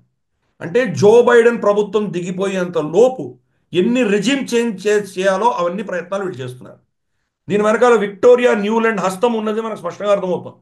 ఆవిడ మనకు తెలుసు, మనకు యుక్రెయిన్లో ప్రభుత్వాన్ని ఎలా మార్చిందో ఆవిడ తెలుసు మనకు, మైదాన్ రెవల్యూషన్ చేసి. ఇప్పుడు జార్జియాలో జరుగుతున్నటువంటి అల్లర్లు కూడా ఆవిడే బాధ్యురాలు. అలాగే సిరియాలో ఈ రెజిమ్ చేంజ్ కూడా ఆవిడే ప్రయత్నం చేస్తుంది. విక్టోరియా న్యూలాండ్ ఆవిడే ఇప్పుడు ఇంకా 40 రోజుల సమయం ఉంది. 40 రోజుల్లో ఎటువంటి విధ్వంసం ప్రపంచవ్యాప్తంగా సృష్టించబోతోందో, ఎన్ని రెజీమ్స్ చేంజెస్ చేయబోతున్నారో మనం చూడాలి. ఆల్రెడీ బంగ్లాదేశ్లో రెజీమ్ చేంజ్ చేయగలిగారు వాళ్ళు. భారతదేశం చాలా పెద్ద దేశం కాబట్టి వాళ్ళు ప్రయత్నం చేశారు. అన్ఫార్చునేట్లీ అది కుదరలేదు వాళ్ళకు. ఇంకా చిన్న చిన్న దేశాల మీద పడి చాలా వీళ్ళు మార్పులు తీసుకొచ్చే ప్రయత్నాలు చేస్తుంటారు. దీనివల్ల వాళ్ళ డిఫెన్స్ కంపెనీల స్టాక్ మార్కెట్లో విపరీతంగా వాళ్ళ వాల్యూస్ అని పెరిగిపోయినాయి. అంటే కంప్లీట్ ఒక డిఫెన్స్ ఇండస్ట్రియల్ లాబీ వాళ్ళ యొక్క అజెండాను ముందుకు తీసుకువెళ్లే దిశగా ఈ ప్రాంతాలంతా కూడా అతలాకుతలం చేస్తున్నారు వాళ్ళు. అమెరికాకి ఏంటంటే వాళ్ళు ఈ మొత్తం ప్రాంతం నాశనమయ్యి ఆయిల్ సప్లై ప్రపంచానికి తగ్గిపోతే అందరూ అమెరికా దగ్గర రావాల్సిన పరిస్థితి వస్తుంది. అమెరికాలో అంత ఆయిల్ ఉంది. అమెరికా సౌదీ అరేబియాని, యూఏఈని, తర్వాత కువైట్, ఇరాక్, ఇరాన్ వీళ్ళని రీప్లేస్ చేసి ప్రపంచానికి ఆయిల్ సప్లై చేయగలిగినంత ఆయిల్ వాళ్ళ దగ్గర ఉంది. కాబట్టి అది వాళ్ళ టార్గెట్. సో ఒక ఆయిల్ ఇండస్ట్రీ కావచ్చు, 2 వాళ్ళ డిఫెన్స్ లాబీ కావచ్చు, ఈ 2 కలిసికట్టుగా ఈ దాడులు చేస్తున్నాయి. ఇలా ఉండగా వాళ్ళ 3వ వర్టికల్ ఫార్మసీ ప్రతి వారము 10 రోజుల్లో ఆఫ్రికాలో ఏదో కొత్త డిసీజ్ను వాళ్ళు ప్రవేశపెడుతున్నారు. లేటెస్ట్గా కాంగోలో మనం చూసామంటే కాంగోలో, తర్వాత గాంబియాలో, ఇంకేదో దేశం ఉంది, 2 దేశాలలో కొత్త బ్లీడింగ్ ఐ డిసీజ్ ఒకటి వచ్చింది. సో వీళ్ళే ప్రవేశపెడతారు. వాళ్ళకి వ్యాక్సిన్ రెడీగా ఉంటుంది. 200-300 మంది చచ్చిపోయిన వెయిట్ చేస్తారు. అది వేరే దేశాల్లో విస్తరించగానే మళ్ళీ వాళ్ళ వ్యాక్సిన్లు అమ్ముకుంటారు. సో ఈ యొక్క భయంకరమైన డీప్ స్టేట్ని టార్గెట్ చేయడానికే డొనాల్డ్ ట్రంప్ అతను అపాయింట్ చేసుకున్న వ్యక్తులందరినీ వాళ్ళని అపాయింట్ చేసుకున్నాడు. అదే ఎఫెక్ట్ ఈరోజు మనం సిరియాలో కూడా చూస్తున్నాం. ఈ యొక్క వచ్చే 20-30 రోజుల్లో బషార్ అల్ అసాద్ని తీసేసే దిశగా వీళ్ళు ప్రయత్నాలు చేస్తున్నారు. అందుకనే రష్యా గతంలో 5-6 సంవత్సరాల క్రితం వాళ్ళ కమాండర్ ఎవరైతే ఇక్కడ వచ్చి సిరియన్ ఆపోజిషన్ ఎవరైతే ఈ ఐసిస్ శక్తులు ఉన్నాయో వాళ్ళని కంప్లీట్గా నాశనం చేసినటువంటి వ్యక్తి ఎవరైతే ఉన్నారో అతన్ని బరిలోకి దించింది రష్యా. అలాగే IRGC, Iranian revolutionary guard corps, వీళ్ళకి సంబంధించినటువంటి ఒక సీనియర్ మోస్ట్ అధికారిని మళ్ళీ బరిలోకి దించారు. సో ఇప్పుడు చూద్దాం మరి బషార్ అల్ అసాద్ మరి ఇటువంటి ఇప్పుడు ఆయన మీద వచ్చినటువంటి విపత్కరమైన పరిస్థితిని తట్టుకోగలడా, లేదా అమెరికా ఇచ్చినటువంటి ప్రపోజల్, యుఏఈ అమెరికా ఇచ్చిన ప్రపోజల్ ఏంటంటే మీ ఇరాన్ని దూరం పెట్టండి, ఇరాన్కి సిరియాలో లెబనాన్లో ఉన్నటువంటి హిజ్బుల్లాకి వాళ్ళు సరఫరా చేస్తున్నటువంటి ఆయుధ సామాగ్రిని మీరు నిలిపేయండి, అది నిలిపేస్తే మీ రెజిమ్ని మేము కాపాడుతాము అన్నటువంటి ఒక అష్యూరెన్స్, దాన్ని యాక్సెప్ట్ చేసి మరి ఇరాన్కి వ్యతిరేకంగా వెళ్తాడా మనం రాబోయే రోజుల్లో చూడాలి. కానీ ఇప్పుడున్న పరిస్థితుల్లో మాత్రం ఒక వారం 2 వారాల లోపు బషార్ అల్ అసాద్ నిజంగా బతికి ఉండగలరా అన్న ప్రశ్నలు పుడుతున్నాయి, సీరియస్గా పుడుతున్నాయి. నెక్స్ట్ టార్గెట్ డెమాస్కస్ కాబోతున్నది. డెమాస్కస్ కనుక వాళ్ళ అధీనంలోకి వెళ్ళిపోయిందంటే ఇంకా బషార్ అల్ అసాద్ బతకడం అన్నది కల్లా. ఆయనను ఈజీగా సునాయాసంగా వాళ్ళు ఓడించి మొత్తం దేశాన్ని టేక్ ఓవర్ చేయగలరు. ఇంత అంటే మెరుపు వేగంతో సిరియాలో జరుగుతున్నటువంటి దాడులు అన్నిటి కూడాను అమెరికన్ సమర్థన మనకు వెనకాల హస్తం కనిపిస్తోంది. అమెరికా అఫీషియల్గా యాక్సెప్ట్ చేయట్లేదు, కానీ తప్పకుండా అమెరికా దీని వెనకాల వీళ్ళ హస్తం ఉన్నదని అర్థమవుతోంది. అది కూడా ఏంటి, డొనాల్డ్ ట్రంప్ వచ్చేంత లోపల చేయాలన్న ప్రయత్నం వీళ్ళు చేస్తున్నారు. చూద్దాం. Maybe next global round up కంతా మనకు చాలా కొన్ని సీరియస్ అప్డేట్స్ వచ్చేటువంటి సూచనలు కనిపిస్తున్నాయి. సార్, సో మీరు ఇప్పుడు సిరియా గురించి చెప్పారు, జార్జియాకి సంబంధించిన వార్త కూడా వెళ్దాం ఒకసారి. సో యాక్చువల్లీ మళ్ళీ ఇప్పుడు రెజీమ్ చేంజ్ అనేది అంటే ఎగ్జిస్టింగ్ ప్రభుత్వం మనకు అనుకూలంగా లేదు అని అంటే వాళ్ళని మార్చాలి అనే ఒక యుఎస్ స్ట్రాటజీ, యుఎస్ పాలసీ ఏదైతే ఉందో అది చాలా ప్రాంతాల్లో ఇంప్లిమెంట్ చేస్తూ వస్తున్నారు. అది మిలిటరీ కూ చేస్తారా, లేకపోతే ప్రొటెస్ట్లతోటి, లేకపోతే డెమోక్రటిక్ వేస్ లోనే గద్దె దింపేస్తారా అనేది రకరకాల పద్ధతులు వాళ్ళకున్నాయి. సో ఇప్పుడు మనం సిరియాకి సంబంధించి మనం మాట్లాడాము. ఇది రెబల్స్ ని ప్రోత్సహించి అక్కడ ఒక పట్టు సాధించే ఒక ప్రయత్నం, అల్ ఖైదాకు సంబంధించిన గ్రూప్ సి పట్టు సాధించే అసద్ని తొలగించే ప్రయత్నం జరుగుతుందని మీరు ఇందాక చెప్పారు. ఈవెన్ జార్జియాలో కూడా అట్లాంటి పరిణామం, అంటే దీనికి దానికి సంబంధం లేకపోవచ్చు, బట్ మీరు ఎక్స్ప్లెయిన్ చేయండి. జార్జియా యూరోపియన్ యూనియన్ లో జాయిన్ అయ్యే విషయానికి సంబంధించి కొత్తగా వచ్చినటువంటి ప్రెసిడెంట్ దాన్ని స్టాల్ చేసి ఆపేస్తూ, అంటే ఇప్పుడే మనము జాయిన్ కావడానికి వీల్లేదు, 2028 వరకు దాన్ని హోల్డ్ చేస్తూ నిర్ణయం తీసుకోవడం జరిగింది. దానికి వ్యతిరేకంగా జార్జియాలో విపరీతమైన నిరసనలు జరుగుతూ ఉన్నాయి. అక్కడ మళ్ళీ జార్జియా మొత్తం అట్టుడుకుతున్న పరిస్థితి కనబడుతోంది. సరే, ఇక్కడ రెండిట్లోనూ విక్టోరియా న్యూలాండ్ పాత్ర, ఎవరైతే యుఎస్ స్పోక్స్ పర్సన్ గా గతంలో ఉన్నటువంటి విక్టోరియా న్యూలాండ్ ఇప్పుడు ఒక ఎన్జిఓలో వర్క్ చేస్తున్నారని, అండ్ ఈ 2 దేశాల్లో కూడా ఆమె ప్రభావం ఉంది అనే ఒక వార్తా కథనం ఎక్కడో వచ్చింది. సార్ ప్లీజ్ ఎక్స్ప్లెయిన్ ఈ జార్జియా పరిణామాలు కూడా. జార్జియాలో రీసెంట్గా జరిగినటువంటి ఎన్నికలలో జార్జియన్ డ్రీమ్ పార్టీ అని ఒక పార్టీ ఏదైతే వాళ్ళు ప్రభుత్వానికి చేజిక్కించుకున్నారో వాళ్ళు యూరోపియన్ యూనియన్లో చేరకూడదు అన్నటువంటి అభిప్రాయం ఉన్నటువంటి పార్టీ అది. వాళ్ళ ప్రధానమంత్రి ఇరక్లీ కొబకిడ్జే అన్నటువంటి వ్యక్తి, అతను ఏం చేశారంటే యూరోపియన్ యూనియన్తో చేరాలా వద్దా అన్నటువంటి చర్చలు 2028 దాకా మేము నిలిపేస్తున్నామని నిర్ణయించారు. దానికి కారణం ఏంటంటే యూరోపియన్ యూనియన్ మనల్ని హేళన చేస్తూ, మనల్ని అవహేళన చేస్తూ, మనకు వ్యతిరేకంగా షరతులు పెట్టి మనల్ని ఈ నెగోసియేషన్స్లో మనకున్నటువంటి స్వతంత్ర ప్రతిపత్తిని, మనకున్నటువంటి భావజాలానికి వ్యతిరేకంగా మన మీద ఆధిపత్యం చెలాయించే దిశగా వాళ్ళు కండిషన్స్ పెడుతున్నారు. కాబట్టి ఇది కొంత 2 సంవత్సరాలు మనం నిలిపివేద్దాము, 2-3 సంవత్సరాలు నిలిపివేద్దాము అని చెప్పేసి నిర్ణయం తీసుకుంది ప్రభుత్వం, కొత్తగా వచ్చినటువంటి ప్రభుత్వం. ఇదిలా ఉండగా వాళ్ళ ఎగ్జిస్టింగ్ ప్రెసిడెంట్ సలోమి జురాబిచ్విల్లీ అన్నటువంటి ప్రెసిడెంట్, ఆవిడ ఏం చేసిందంటే ఆవిడ ప్రెసిడెన్షియల్ టర్మ్ అయిపోయినా నేను దిగిపోను, నేను నా పవర్ని ఎవరికి హ్యాండ్ ఓవర్ చెయ్యను అని బిగుసుకొచ్చింది ఆవిడ. ఇన్ఫ్యాక్ట్ ఇప్పుడు వచ్చినటువంటి ప్రభుత్వాన్ని ఆవిడ ప్రభుత్వం ఏర్పాటు చేయకుండా ఆవిడ కోర్టు కూడా వెళ్ళి దాన్ని ఆపే ప్రయత్నం చేస్తే కోర్టు దాన్ని తిరస్కరించి ఈ ప్రభుత్వం ఏర్పడి తీరాలి అని చెప్పి వాళ్ళు నిర్ణయిస్తేనే ఈ ప్రభుత్వం వచ్చింది.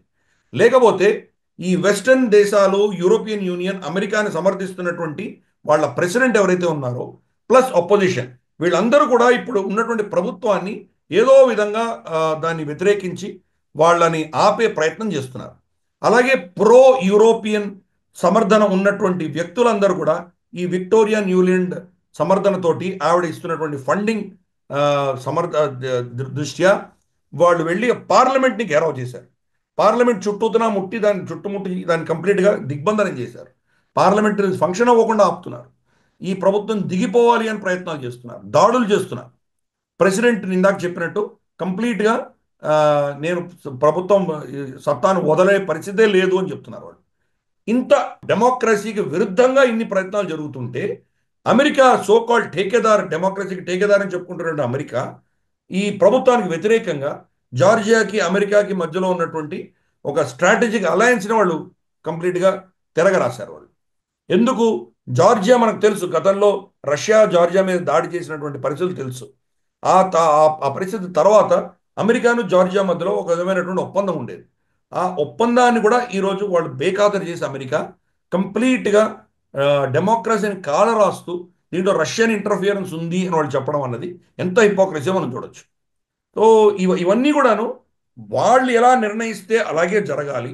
వాళ్ళ నిర్ణయానికి విరుద్ధంగా ప్రజలు ప్రవర్తించిన ప్రజల మ్యాండేట్ని కూడా వీళ్ళు బేఖాతరు చేసి వాళ్ళకి ఎలా కావాలంటే వాళ్ళు దాన్ని అక్కడ పరిస్థితుల్ని మలుచుకోగల శక్తి వీళ్ళకు ఉన్నది. అటువంటి పరిస్థితుల్ని క్రియేట్ చేయడానికి విక్టోరియా న్యూలాండ్ లాంటి వ్యక్తులను వీళ్ళు. విక్టోరియా న్యూలాండ్ ఆవిడ చాలా ఫేమస్. ఆవిడ పేరే రెజీమ్ చేంజ్ ఎక్స్పర్ట్. ఎన్నో రెజీమ్స్ని చేంజ్ చేసింది ఆవిడ. కాబట్టి ఈరోజు జార్జియాలో జరిగింది అదే పరిస్థితి. సిరియాలో ఆవిడ హస్తమే కనిపిస్తుంది. యుక్రెయిన్లో ఆవిడ హస్తమే కనిపిస్తుంది. ఆవిడ ఒక భస్మాసుర హస్తం. ఎక్కడికి వెళితే అక్కడ విద్రోహము, ఒక విధమైనటువంటి భయంకరమైన పరిస్థితులు ఈరోజు చూస్తున్నాం. విక్టోరియా న్యూలాండ్ డైరెక్ట్గా ఇన్వాల్వ్ అవ్వకపోయినా ఆవిడ దగ్గర ఉన్నటువంటి స్టాఫ్ యొక్క ఇన్వాల్వ్మెంట్ తోటి బంగ్లాదేశ్లో కూడా ఏం జరిగిందో మనం చూసాం మనం. కాబట్టి ఓవరాల్గా ఈ రెజీమ్ చేంజ్ టీం ఏదైతే ఉన్నదో జో బైడెన్ కింద, వాళ్ళు వచ్చే 40 రోజుల లోపల చాలా చేంజెస్ చేయాలన్న ప్రయత్నం వాళ్ళు చేస్తున్నారు. జార్జియా ఇప్పుడు మొత్తం ఉడుకుతోంది. జార్జియా అనేది అమెరికాలో ఉన్న స్టేట్ జార్జియా కాదు.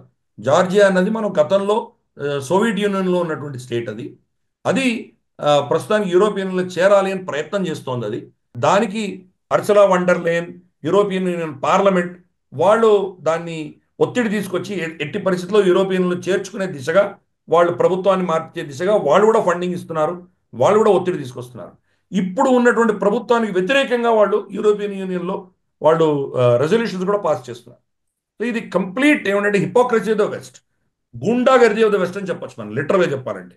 మేమేం చేస్తే అది సత్యం, మాకు వ్యతిరేకంగా ఎవరైనా చేశారంటే వాళ్ళ డెమోక్రసీని, వాళ్ళ ప్రజల నిర్ణయాన్ని కూడా మేము బేఖాతరు చేసి మేమేం చేయాలో చేస్తాం అన్నటువంటి ఒక భయంకరమైన పరిస్థితులు ఈరోజు చూస్తున్నాం. భారతదేశం మీద కూడా చాలా ఒత్తిడి తీసుకొచ్చారు వాళ్ళు. మోదీ గారిని, ఆర్ఎస్ఎస్ని, బీజేపీని కంప్లీట్గా వాళ్ళు డిస్క్రెడిట్ చేస్తూ వీళ్ళకి వ్యతిరేకంగా ఎన్ని రిపోర్ట్స్ తెచ్చారో మనం చూసాం. ఆ ప్రయత్నాలు ఇక్కడ జరిగినా ప్రజల యొక్క మద్దతుతోటి, ఆయనకు ఉన్నటువంటి చాణక్య నీతి, ఆయనకు ఉన్నటువంటి అడ్మినిస్ట్రేటివ్ కేపబిలిటీస్ ఉన్నాయో వాటితోటి మనం తట్టుకోగలిగాం. కానీ చిన్న దేశాలు తట్టుకోలేనటువంటి పరిస్థితి. ఈరోజు ఆ ప్రాంతం అంతా చూస్తే జార్జియా, యుక్రెయిన్, తర్వాత Gulf reason, complete Syria, Lebanon, Iran, ఎక్కడ చూసినా మనం అల్లకల్లోలమైన పరిస్థితి చూస్తున్నాం మనం. సో దీనివల్ల లాభపడేది అమెరికా తర్వాత అమెరికన్ వెస్టెడ్ ఇంట్రెస్ట్స్. అన్ఫార్చునేట్. మరి ట్రంప్ వచ్చిన తర్వాత ఈ డీప్ స్టేట్ని తీసేస్తారని చెప్తున్నారు. కాబట్టి వాళ్ళ ఉనికి, వాళ్ళ శక్తి ఎక్కడ తగ్గుతుందో అన్న భయంతో వాళ్ళు రాబోయే ఈ 3-4 వారాల్లో చాలా విధ్వంసం సృష్టిస్తారు. అన్ఫార్చునేట్లీ జార్జియా ఇప్పుడు వాళ్ళ జ్వాలల్లో ఇరుక్కున్నది. మరి వాళ్ళకి నిష్పత్తి ఏంటో మనం వచ్చే రోజుల్లో చూద్దాం. సరే సార్, ఇక నెక్స్ట్ అంశం ట్రంప్ గురించి దాకా మీరు ప్రస్తావించారు కాబట్టి ట్రంప్ అడ్మినిస్ట్రేషన్ కి సంబంధించి మరొక కీలక ప్రకటన వచ్చింది. అది కశ్యప్ పటేల్ ని FBI డైరెక్టర్ గా ఆయన ట్రంప్ చూస్ చేసుకున్నారు. సో కశ్యప్ పటేల్ గురించి మనం చాలా రోజుల నుంచి చర్చిస్తూనే ఉన్నాము. యాక్చువల్లీ సిఐఏకి డైరెక్టర్ అవుతారని అప్పట్లో మాట్లాడారు. బట్ ఎస్, ఇప్పుడు ఆయన FBIకి డైరెక్టర్ గా ఆయనని ఎన్నిక చేస్తున్నట్టుగా ట్రంప్ ప్రకటించడం చూసాం. కశ్యప్ పటేల్ గురించి కొన్ని వివరాలు తెలియజేస్తారా? అండ్ అంతేకాదు, ఇప్పుడు ఎవరెవరైతే డొనాల్డ్ ట్రంప్ కి కష్టకాలంలో వెన్నుదన్నుగా నిలిచారో వాళ్ళందరినీ పిక్ చేసుకుంటున్నారు ట్రంప్. అండ్ అంతేకాదు, డీప్ స్టేట్ ని డిస్ట్రాయ్ చేయడం, డిస్మాంటిల్ చేయడమే పనిగా పెట్టుకుని ఒక ఈ ఈ నియామకాలు జరుగుతున్నట్టుగా కనబడుతోంది. సో కశ్యప్ పటేల్ వ్యవహార శైలి అండ్ కేపబిలిటీస్ వీటి గురించి ఒకసారి వివరిస్తారు. ఈయన కష్ పటేల్ గతంలో కూడా ట్రంప్ హయాంలో ఆయనకు కొంత అధికారం ఉండేది. అఫ్ కోర్స్ సీనియర్ పొజిషన్ లేరు ఆయన. బట్ అప్పుడు కూడా ట్రంప్కు వ్యతిరేకంగా రష్యన్ ఇంటర్ఫియరెన్స్ ఉంది, రష్యాతో ఈయన కుమ్ముక్కయ్యారు అని ఈయన మీద చేసినట్టు అభియోగాన్ని వ్యతిరేకిస్తూ ట్రంప్ని సమర్థిస్తూ ఈయన చాలా అప్పుడు పోరాటం చేశాడు ఆయన. అలాగే ఈయనకు డిఫెన్స్ రంగంలో, ఇంటెలిజెన్స్ రంగంలో, ఈ ప్రాసిక్యూషన్ సంబంధించిన విషయాల్లో అతను చాలా కీలక పాత్ర పోషించినటువంటి విషయం మనకు తెలుసు. కాబట్టి ఇప్పుడు కష్ పటేల్ని ఏదో ఒక విధంగా తీసుకొస్తారు అని మనం అనుకుంటూనే ఉన్నాము. ఇప్పుడు ఫార్మల్గా అనౌన్స్మెంట్ వచ్చింది, ఎఫ్బిఐ డైరెక్టర్గా ఆయన అపాయింట్ చేస్తారని. గతంలో ఈయన చెప్పినట్టు స్టేట్మెంట్స్ మనం చూసామంటే ఎఫ్బిఐని కంప్లీట్గా ప్రక్షాళన చేయాలి అని చెప్పారు. ఎఫ్బిఐలో ఎలా లీక్ అవుతున్నాయి ఇన్ఫర్మేషన్, సెలెక్టివ్గా ఎలా లీక్ చేస్తున్నారు వీళ్ళు, ఎందుకు వీళ్ళు వీళ్ళనే టార్గెట్ చేస్తున్నారు, వీళ్ళు చేయాల్సింది మన దేశంలో ఉన్నటువంటి క్రైమ్ కావచ్చు, మన దేశానికి వ్యతిరేకంగా జరుగుతున్నటువంటి ఏవైతే ప్రోగ్రామ్స్ ఉన్నాయో వాటిని వీళ్ళు ఇన్వెస్టిగేట్ చేసి వాళ్ళని అరికట్టాలి. కానీ వీళ్ళు చేసేటువంటి పనులేంటి, వీళ్ళు చేసేటువంటి పిచ్చి పనులేంటి, దీనివల్ల మన దేశం యొక్క భద్రత దెబ్బతింటోంది అన్నటువంటి అభిప్రాయం ఉన్నటువంటి వ్యక్తి ఆయన. ఆయన మొదటి రోజు ఎఫ్బిఐని వాషింగ్టన్ నుంచి నేను తీసేస్తాను అని చెప్పారు. సో ఇప్పుడు చూద్దాం మరి ఆయన పదవీ బాధ్యతలు స్వీకరించగలరా, ముందర ఆయన అపోజ్ చేసేవాళ్ళు రిపబ్లికన్ పార్టీలోనే కూడా ఉంటే మరి ఆయన నామినేషన్ యాక్సెప్ట్ అవుతుందా లేదా, ఇవన్నీ చూడాలి. ఒకవేళ యాక్సెప్ట్ అయితే మరి ఆయన గతంలో చెప్పిన స్టేట్మెంట్ ప్రకారం అటువంటి కార్యక్రమాలు చేస్తారా వేచి చూడాలి మనం. ఎందుకంటే ఎఫ్బిఐ వాషింగ్టన్ డీసీలో ఉంటే కనుక వాషింగ్టన్ డీసీలో ఉన్నటువంటి డీప్ స్టేట్ ఎలా నిర్ణయిస్తే దాన్ని అలా వాళ్ళ చేతిలో పావుగా వాడుకుంటున్నారు. దానికి భిన్నంగా కష్ పటేల్ ఏం చెప్పారంటే, మీరు ఫెడరల్ బ్యూరో ఆఫ్ ఇన్వెస్టిగేషన్ దేశవ్యాప్తంగా వెళ్ళి మీరు ఇన్వెస్టిగేట్ చేయండి. వాషింగ్టన్ డీసీలో ఉన్నటువంటి వాళ్ళ స్టాఫ్ ఎవరైతే ఉన్నారో వాళ్ళనందరినీ దేశంలో ఇతరత్ర ప్రాంతాలకి నేను ట్రాన్స్ఫర్ చేసేస్తాను అని చెప్పాడు ఆయన గతంలో. కంప్లీట్గా నేను ప్రక్షాళన చేయాలి, దీని యొక్క ఇన్ఫ్లుయెన్స్ను తగ్గించాలి, ఇది ఎందుకోసం ఏర్పాటు చేసుకున్నామో దాని మీద మాత్రమే వీళ్ళు ఫోకస్ చేయాలి అన్నటువంటి భావజాలం ఉన్నటువంటి వ్యక్తి. మరి డీప్ స్టేట్ ఇతన్ని కౌంటర్ చేయడానికి ఇతని నామినేషన్ కూడా యాక్సెప్ట్ అవ్వకుండా మరి వాళ్ళు ఏమైనా చేయగలరా చూడాలి మనం అది. బట్ ఒకవేళ నామినేట్ అయితే కనుక తప్పకుండా కొన్ని కీలకమైన మార్పులు ఎఫ్బిఐలో వచ్చేటువంటి అవకాశాలు ఉన్నాయి. ఒక యాంగిల్లో చూస్తే కనుక ఇతను ట్రంప్ అడ్మినిస్ట్రేషన్లో 3వ హిందూ మినిస్టర్గా మనం భావించవచ్చు. వివేక్ రామస్వామి, తులసి గబార్డ్, తర్వాత కష్ పటేల్, ముగ్గురు హిందువులు దాంట్లో మనం చూస్తున్నాం మనము. ఇది కూడా ఒక రికార్డ్ కిందే మనం భావించాలి. అఫ్ కోర్స్ మనం ప్రతి గ్లోబల్ రౌండప్లో కూడా చర్చించుకుంటున్నాము, వాళ్ళు హిందువులు అయినంత మాత్రాన వాళ్ళు భారతదేశాన్ని సపోర్ట్ చేస్తారని మనం అనుకోకర్లేదు. వాళ్ళు అమెరికన్ ఇంట్రెస్ట్ కోసం పనిచేస్తారు వాళ్ళు. కాబట్టి అమెరికన్ ఇంట్రెస్ట్లో కూడా ఒక హిందూ దృక్పథంతో వెళితే కనుక దాంట్లో కొంత పారదర్శకత ఉంటుంది అని నా అభిప్రాయం. కాబట్టి చూద్దాం, కష్ పటేల్ మరి టేక్ ఓవర్ చేసి ఆ దేశంలో కీలక మార్పులు తీసుకొస్తే కనుక ఇప్పుడున్నటువంటి పిచ్చితనం పోయి అది ఒక రెస్పాన్సిబుల్ దేశంగా మరి ఎదుగుతుందో లేదో వేచి చూద్దాం. సార్ ఎస్, నెక్స్ట్ అంశం బైడెన్ కి సంబంధించిన విషయం. మనం హంటర్ బైడెన్ గురించి గ్లోబల్ రౌండప్ లో చాలా రోజులుగా మాట్లాడుతూనే ఉన్నాము. హంటర్ బైడెన్ కి సంబంధించిన సీక్రెట్ ఫైల్స్ అవన్నీ కూడా చైనా చేతిలో ఉన్నాయి, అందుకే బైడెన్ పూర్తిగా చైనాకి లొంగిపోయారు అని మీరు అనేక సార్లు మీరు చెప్తూనే వస్తూ ఉన్నారు. సరే, కొన్ని విజువల్స్ ఇప్పుడు హంటర్ బైడెన్ కి సంబంధించి ఆయన కార్యకలాపాలకు సంబంధించిన ఇప్పుడు ట్విట్టర్ లో వీటిల్లో హల్చల్ చేస్తూ ఉన్నాయి. నిజంగా ఆయన ఈవెన్ చిన్నపిల్లల మీద లైంగిక పరమైనటువంటి వాటిల్లో కూడా ఉన్నారన్న విజువల్స్ కూడా వస్తున్న పరిస్థితుంది. ఇంకా అనేక వాటిలో డ్రగ్ అడిక్ట్ గా ఉన్నాడని ఇవన్నీ మనం చూస్తుంటే నిజంగా ఒక భయానకంగానే పరిస్థితి ఉంది. ఒక అమెరికన్ ప్రెసిడెంట్ కొడుకు అట్లాంటి పరిస్థితుల్లో ఉన్నాడు అనంటే ఆ దేశం ఏం చేయగలదో, ఏం చేసింది, ఇవన్నీ ఇంకా మనం ఇక ఊహించుకోగలం. సో అట్లాంటి వ్యక్తికి, హంటర్ బైడెన్ కి జో బైడెన్ పార్డన్ కోరుతూ ఆయన అప్లై చేసుకోవడం జరిగింది. అసలు పార్డన్ అనే ఏంటి అనేది, అసలు వాళ్ళ చట్టం ప్రకారం ఆ పార్డన్ కు ఉన్న మీనింగ్ ఏంటి, వెసులుబాటు ఏంటి ఒకసారి వివరించండి. మన దగ్గర క్షమాభిక్ష ఏదో అంటారు, బట్ ఇది ఎట్లాంటిది చెప్పండి. 2, అసలు హంటర్ బైడెన్ కి సంబంధించినటువంటి కేసులు ఏంటి, ఆయన చేసిన వ్యవహారం ఏంటి, ఇప్పుడు జరుగుతున్న దీనికి సంబంధించి జో బైడెన్ వైఖరిని మీరు ఎట్లా చూస్తారు, కొంచెం తెలియజేస్తారు. అంటే హంటర్ బైడెన్ గురించి మనం అఫ్ కోర్స్ ఇందాక నువ్వు చెప్పినట్టు గ్లోబల్ రౌండప్లో చాలాసార్లు చర్చించాం మనము. ఇతని యొక్క లావాదేవీలు చైనాతో కావచ్చు, యుక్రెయిన్తో కావచ్చు ఉన్నటువంటి లావాదేవీలకు సంబంధించినటువంటి రిపోర్ట్స్ బయటకు వస్తే మనకు 4 సంవత్సరాల క్రితం మనకు ఈ అమెరికా ఎన్నికల్లో దాన్ని ట్రంప్ టీం ఎక్స్పోజ్ చేయడానికి ప్రయత్నం చేస్తే అప్పుడు ఉన్నటువంటి అక్కడ మన సోషల్ మీడియా ప్లాట్ఫామ్స్ అన్నీ కూడా ట్విట్టరు ఫేస్బుక్ దాన్ని కంప్లీట్గా అణిచేసేదాన్ని. ఆ ఇన్ఫర్మేషన్ బయట రాకుండా ఆపాయి. కాబట్టి అప్పుడు బహుశా బైడెన్ ఆ ఎన్నికలు కూడా ఓడిపోయేటువంటి పరిస్థితి నుంచి వాళ్ళని బైడెన్ని కాపాడారు వాళ్ళు. సో దాంట్లో ఏం తెలిసిందంటే ఇతనికి ఎక్స్టెన్సివ్గా చైనా తోటి ఇన్వాల్వ్మెంట్ ఉన్నది. చైనా ఇతనికి చాలా పైసలు ఇచ్చారు. దాంతో ఇతను కంప్లీట్గా కాంప్రమైజ్ అయి ఉన్నాడు అని ఒక ఇన్ఫర్మేషన్. రెండవది యుక్రెయిన్లో జరుగుతున్నటువంటి ఎన్నో రీసెర్చ్ ఇండస్ట్రీస్ సంబంధించినటువంటిలో కూడా ఇతని ఇన్వాల్వ్మెంట్ ఉన్నది. తన తండ్రి వైస్ ప్రెసిడెంట్గా ఉన్నప్పుడు ఆ పదవిని దుర్వినియోగం చేసి అతను కాంట్రాక్ట్స్ తెచ్చుకున్నాడు అని రెండవ అభియోగం. కానీ ఇప్పుడు అతని మీద ఉన్నటువంటి కేసులు ఏవైతే ఉన్నాయో 2 కేసులు ఉన్నాయి. ఒకటి ట్యాక్స్కి సంబంధించిన కేసు. ట్యాక్స్ ఎగ్గొట్టాడు అతను. ట్యాక్స్ని ఒక మిలియన్ 1.4 మిలియన్ దాకా అతను ఎగ్గొట్టాడు అన్నటువంటి ఒక అభియోగం. రెండవది గన్ గన్ అతను ఒక లైసెన్స్ గన్ తెచ్చుకున్నాడు. గన్ను తెచ్చుకునేటప్పుడు డిక్లరేషన్లో మీరు డ్రగ్స్ అడిక్ట్ అయ్యి లేరు అని ఒక స్టేట్మెంట్ ఇవ్వాలి. ఆ స్టేట్మెంట్లో అతను అవును నేను డ్రగ్స్ తీసుకోవట్లేదు, నాకు సంబంధం లేదు అనే స్టేట్మెంట్ ఇచ్చినటువంటి డిక్లరేషన్ ఆధారంగా అతను గన్ వచ్చింది. అదే సమయంలో అతను డ్రగ్స్ తీసుకుంటూ ప్రాస్టిట్యూట్స్తో ఉన్నటువంటి వీడియోలు, అతను ఉన్నటువంటి ఎవిడెన్స్ అంతా కూడా బయటపడి దాంతో అతను ఫాల్స్ స్టేట్మెంట్ ఇచ్చాడు. ఫాల్స్ స్టేట్మెంట్ ఇచ్చి ఒక గన్ను తీసుకోవడం అనేది పెద్ద నేరం అమెరికాలో.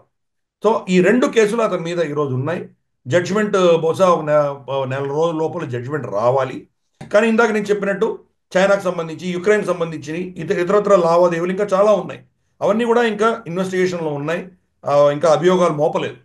అందుకని గతంలో జో బైడెన్ ఏం చెప్పారంటే నా కొడుకు తప్పు చేస్తే అతను నేను క్షమించను, అతను చట్టం పరిధిలో ఉండాలి, చట్టం ఏం చెప్తే అది నేను గౌరవిస్తాను అని చెప్పినటువంటి జో బైడెన్ అతని పదవి విరమణ అయ్యేదానికి జస్ట్ కొద్ది రోజుల ముందర కొడుకుని 10 సంవత్సరాలు లో చేసినటువంటి కార్యకలాపాలన్నిటి నుంచి క్షమాభిక్ష ఇచ్చేశాడు ఆయన. అంటే ఈరోజు అతని మీద మోపబడ్డటువంటి అభియోగాలు కాకుండా ఫ్యూచర్లో కూడా ఎవరూ అతని మీద అభియోగం మోపలేరు. అంటే 2014 నుంచి 2024 లోపు, 24 అంటే ఇంకా 24 అవ్వడానికి ఇంకో 20 రోజులు ఉంది. ఈ 20 రోజుల్లో కూడా అతను హాయిగా తప్పులు చేయొచ్చు, ఏమైనా చేయొచ్చు. వీటన్నింటిని కూడా ఆల్రెడీ పాటించేసేసాడు జో బైడెన్. కాబట్టి వచ్చే ప్రభుత్వం ఇతని మీద ప్రాసిక్యూట్ చేయలేదు. ఇతన్ని ప్రాసిక్యూట్ చేస్తే డొంక ఇక్కడ టచ్ చేస్తే కనుక జో బైడెన్ దాకా వెళ్ళేటువంటి ప్రమాదం ఉంది. రేపటి రోజు జో బైడెన్ కూడా ఎక్స్పోజ్ చేయగలిగినటువంటి అవకాశాలు ఉంటాయి. దీని నుంచి తప్పించుకోవడానికి కొడుకు చేసినటువంటి కార్యక్రమాల నుంచి తను ఎక్కడ ఇబ్బందులు పడతానో అని చెప్పి కరెక్ట్గా చెప్పాలంటే ఇద్దరిని క్షమించుకున్నట్టు మనం అర్థం అవుతాం. తను తాను క్షమించుకున్నట్టు మనం దీన్ని అర్థం చేసుకోవాలి. సో ఇదే అక్కడ ఉన్నటువంటి పరిస్థితి. అంటే కంప్లీట్గా తన కుటుంబాన్ని కాపాడడం కోసం దుర్వినియోగం చేసుకున్నటువంటి పరిస్థితి మనకు స్పష్టంగా కనిపిస్తున్నది. కానీ ఈ so called human rights activist కావచ్చు, democracy, free speech, rule of law ఇవన్నీ మాట్లాడే వ్యక్తులు ఎవరు కూడా నోరు మెదపట్లేదు. కంప్లీట్గా సైలెంట్గా ఉన్నారు వీళ్ళు.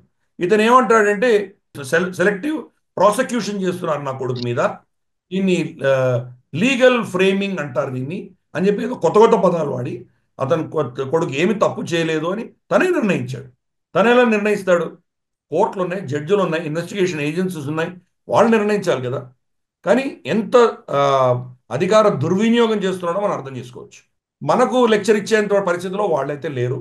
వాళ్ళ ప్రభుత్వము వాళ్ళ నిర్ణయాలే ఎంత డెమోక్రసీకి విరుద్ధంగా, ఎంత చట్టానికి లీగల్ సిస్టమ్కి విరుద్ధంగా ఉన్నాయో స్పష్టంగా అనిపిస్తుంది. ఇక్కడ కాంగ్రెస్ అయినా కమ్యూనిస్టులు అయినా అక్కడ డెమోక్రాట్స్ అయినా ఎవరైనా వీళ్ళు పైకి మాట్లాడేదానికి అసలు చేసేదానికి ఇదే వ్యత్యాసం అని చెప్పడానికి ఇవి ఉదాహరణలు. ఎన్ని తప్పులు చేసినా ఏం చేసినా మనవాడు చేస్తే, వాళ్ళ సిస్టమ్ కి సంబంధించిన వాడు చేస్తే మాత్రం ఏవి అన్ని మాఫీ అయిపోతాయి. పక్కన వాడు మాత్రం బురద జల్లడం మాత్రం పదే పదే చేస్తూ ఉంటారు. 1984లో జరిగినటువంటి సిక్ రాయట్స్ కాంగ్రెస్ ప్రభుత్వాలు దాన్ని అస్సలు ముందుకు తీసుకెళ్ళలేదు. కంప్లీట్గా ఈ రోజు దాకా జడ్జిమెంట్స్ రాలేదు వాటికి సంబంధించి. జగదీష్ టైట్లర్ కావచ్చు, ఇటువంటి వాళ్ళు సజ్జన్ కుమార్ కావచ్చు, వీళ్ళందరూ హ్యాపీగా తిరుగుతున్నారు, ఎలక్షన్లో కంటెస్ట్ చేస్తున్నారు. సో వాళ్ళు వచ్చేసరికి వాళ్ళు ఏం చేయాలో వాళ్ళు చేస్తారు. వాళ్ళు బోఫోర్స్ కేసు అలాగే చేశారు, కంప్లీట్గా నీరు గారు చేశారు దాన్ని. సో ఈరోజు చూసాం బోఫోర్స్ జడ్జిమెంట్ మనకు వ్యతిరేకంగా వచ్చింది అది. కాబట్టి ఇవన్నీ కూడా ఏంటంటే వాళ్ళ ఎకో సిస్టంలో ఉన్న వాళ్ళని వాళ్ళు ఎలాగైనా సమర్థించుకుంటారు. వాళ్ళ అపోజిషన్కి వచ్చే చిన్న తప్పు అయినా, తప్పు లేకపోయినా, తప్పుని ఒక నేరం అభియోగం వాళ్ళ మీద మోపి వాళ్ళని ప్రాసిక్యూట్ చేసి వాళ్ళని హింసలు పెట్టేటువంటి పరిస్థితి మనం చూస్తున్నాం. అది ఆ ఎకో సిస్టమ్ అంతా అలాగే ఉంటుంది, ఆ లెఫ్టిస్ట్ ఎకో సిస్టమ్ అంతా అలాగే ప్రవర్తిస్తుంది. సో డెమోక్రాట్స్ అదే చేశారు. సిగ్గు లజ్జ లేకుండా చేసినటువంటి ఇది కంప్లీట్గా తన కొడుకుని ఓపెన్గా అతను పాఠం చేస్తున్నాడంటే ఎంత పక్షపాతం, ఎంత ఆ, పుత్ర వ్యామోహం ఉందో మనం అర్థం చేసుకోవచ్చు. ధృతరాష్ట్రుడు చేసిన ఈయన కూడా చేశాడు, అంత మించి ఏముంది అది. నెక్స్ట్ అంశం సార్, ఇప్పుడు డొనాల్డ్ ట్రంప్ ఒకవైపు మనం అనుకుంటున్నటువంటి డీప్ స్టేట్ ని డిస్మాంటిల్ చేసే ప్రయత్నం చేస్తూ ఉన్నారు. దానికి ఆయనను అభినందించాలి. ఈవెన్ హిందువులకు సంబంధించి కొంత మాట్లాడుతున్నారు అనిపించింది. But at the same time BRICS కి సంబంధించి ఆయన ఒక వార్నింగ్ ఇచ్చారు. బ్రిక్స్ కనుక కామన్ కరెన్సీ తీసుకొస్తే మేము 100% టారిఫ్లు వేయడానికి సిద్ధపడుతున్నామని ఆయన చెప్పడం జరిగింది. ఇది ఒక వార్నింగ్ లాగానే డొనాల్డ్ ట్రంప్ చెప్పారు. దీన్ని ఎట్లా అర్థం చేసుకుంటారు? బ్రిక్స్ కరెన్సీ గురించి మనం కూడా గ్లోబల్ రౌండప్ లో చాలా సార్లు మాట్లాడాము. అది అమలు సాధ్యం అవుతుందా, లేకపోతే ట్రంప్ మాటల్ని ఎట్లా అర్థం చేసుకోవాలి? అంటే ట్రంప్ని అమెరికాని పక్కన పెడితే బ్రిక్స్ కరెన్సీ అనేది రావడానికి భారతదేశం కూడా యాక్సెప్ట్ చేయట్లేదు. ఓ. ఎందుకంటే బ్రిక్స్ కరెన్సీ అంటూ వచ్చిందంటే చైనా డామినేట్ చేస్తుంది. ఎందుకంటే బ్రిక్స్ కరెన్సీలో చైనా ఉన్నది, మిగతా దేశాలు చిన్న చిన్న దేశాలే, వాళ్ళ ఎకానమీ చాలా చిన్నవి.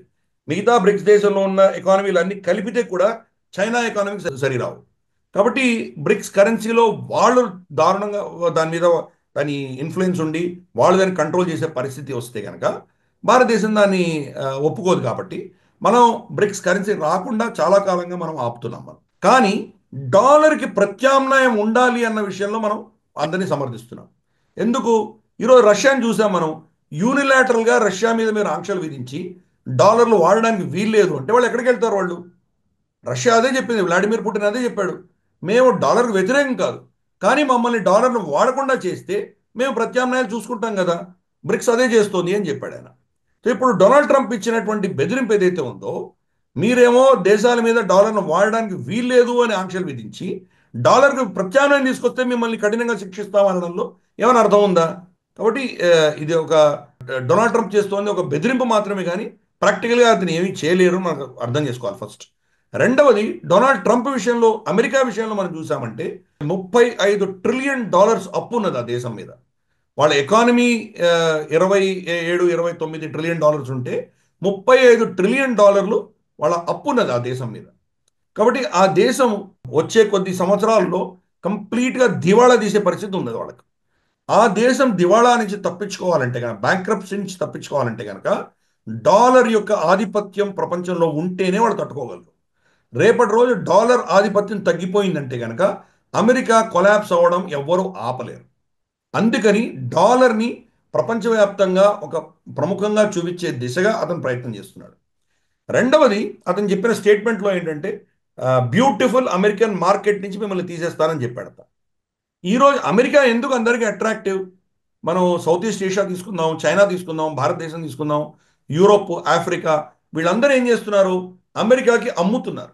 అమెరికా ఒక పెద్ద కన్జ్యూమింగ్ ఎకానమీ. వాళ్ళు ప్రపంచంలో ఎవరు చేయనంత కన్సంప్షన్ వాళ్ళు చేస్తారు. దాంతో ఏమవుతుందంటే అందరూ ఆ దేశానికి అమ్మేటువంటి ప్రయత్నాలు చేస్తారు. దాన్ని అస్త్రంగా వాడుకుంటున్నాడు డొనాల్డ్ ట్రంప్.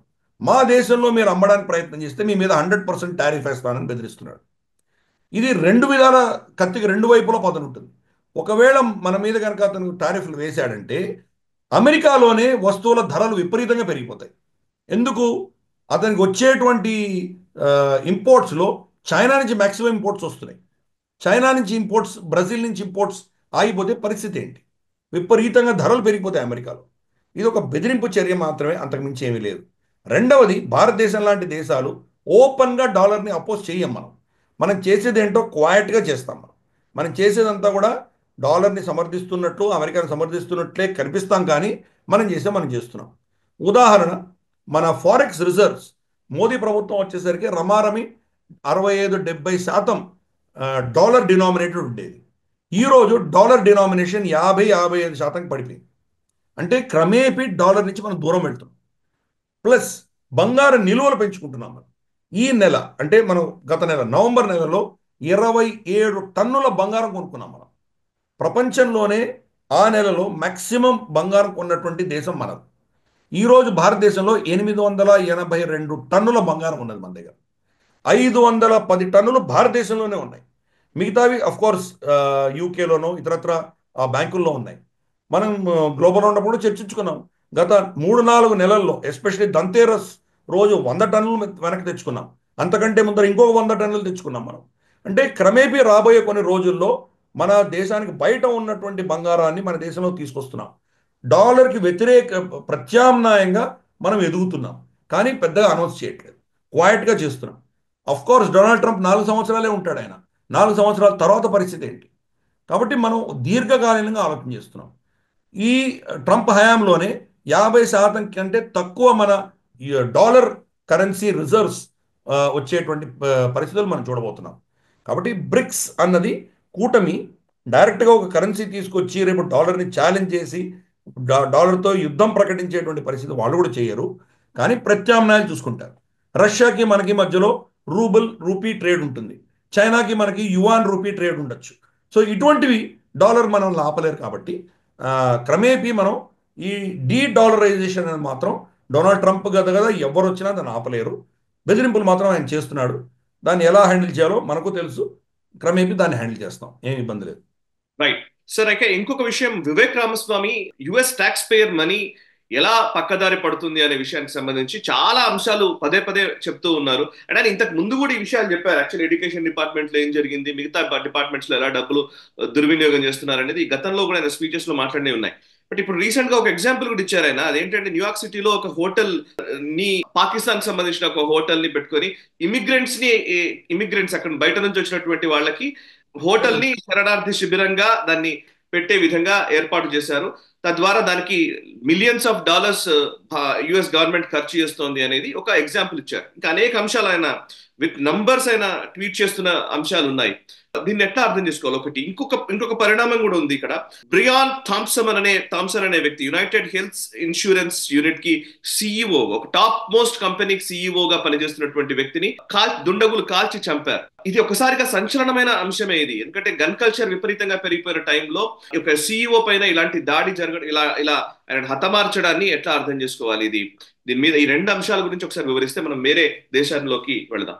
యాక్చువల్గా మనం వివేక్ రామస్వామి చేస్తున్నటువంటి ట్వీట్స్ మనం చూసామంటే కనుక ఈ ప్రభుత్వం ఎంత కాంప్రమైజ్ అయి ఉందో, వీళ్ళు ఎటువంటి మొత్తం సమాజానికి వ్యతిరేకమైన చర్యలు చేస్తున్నారో ఎక్స్పోజ్ చేశాడు అతను.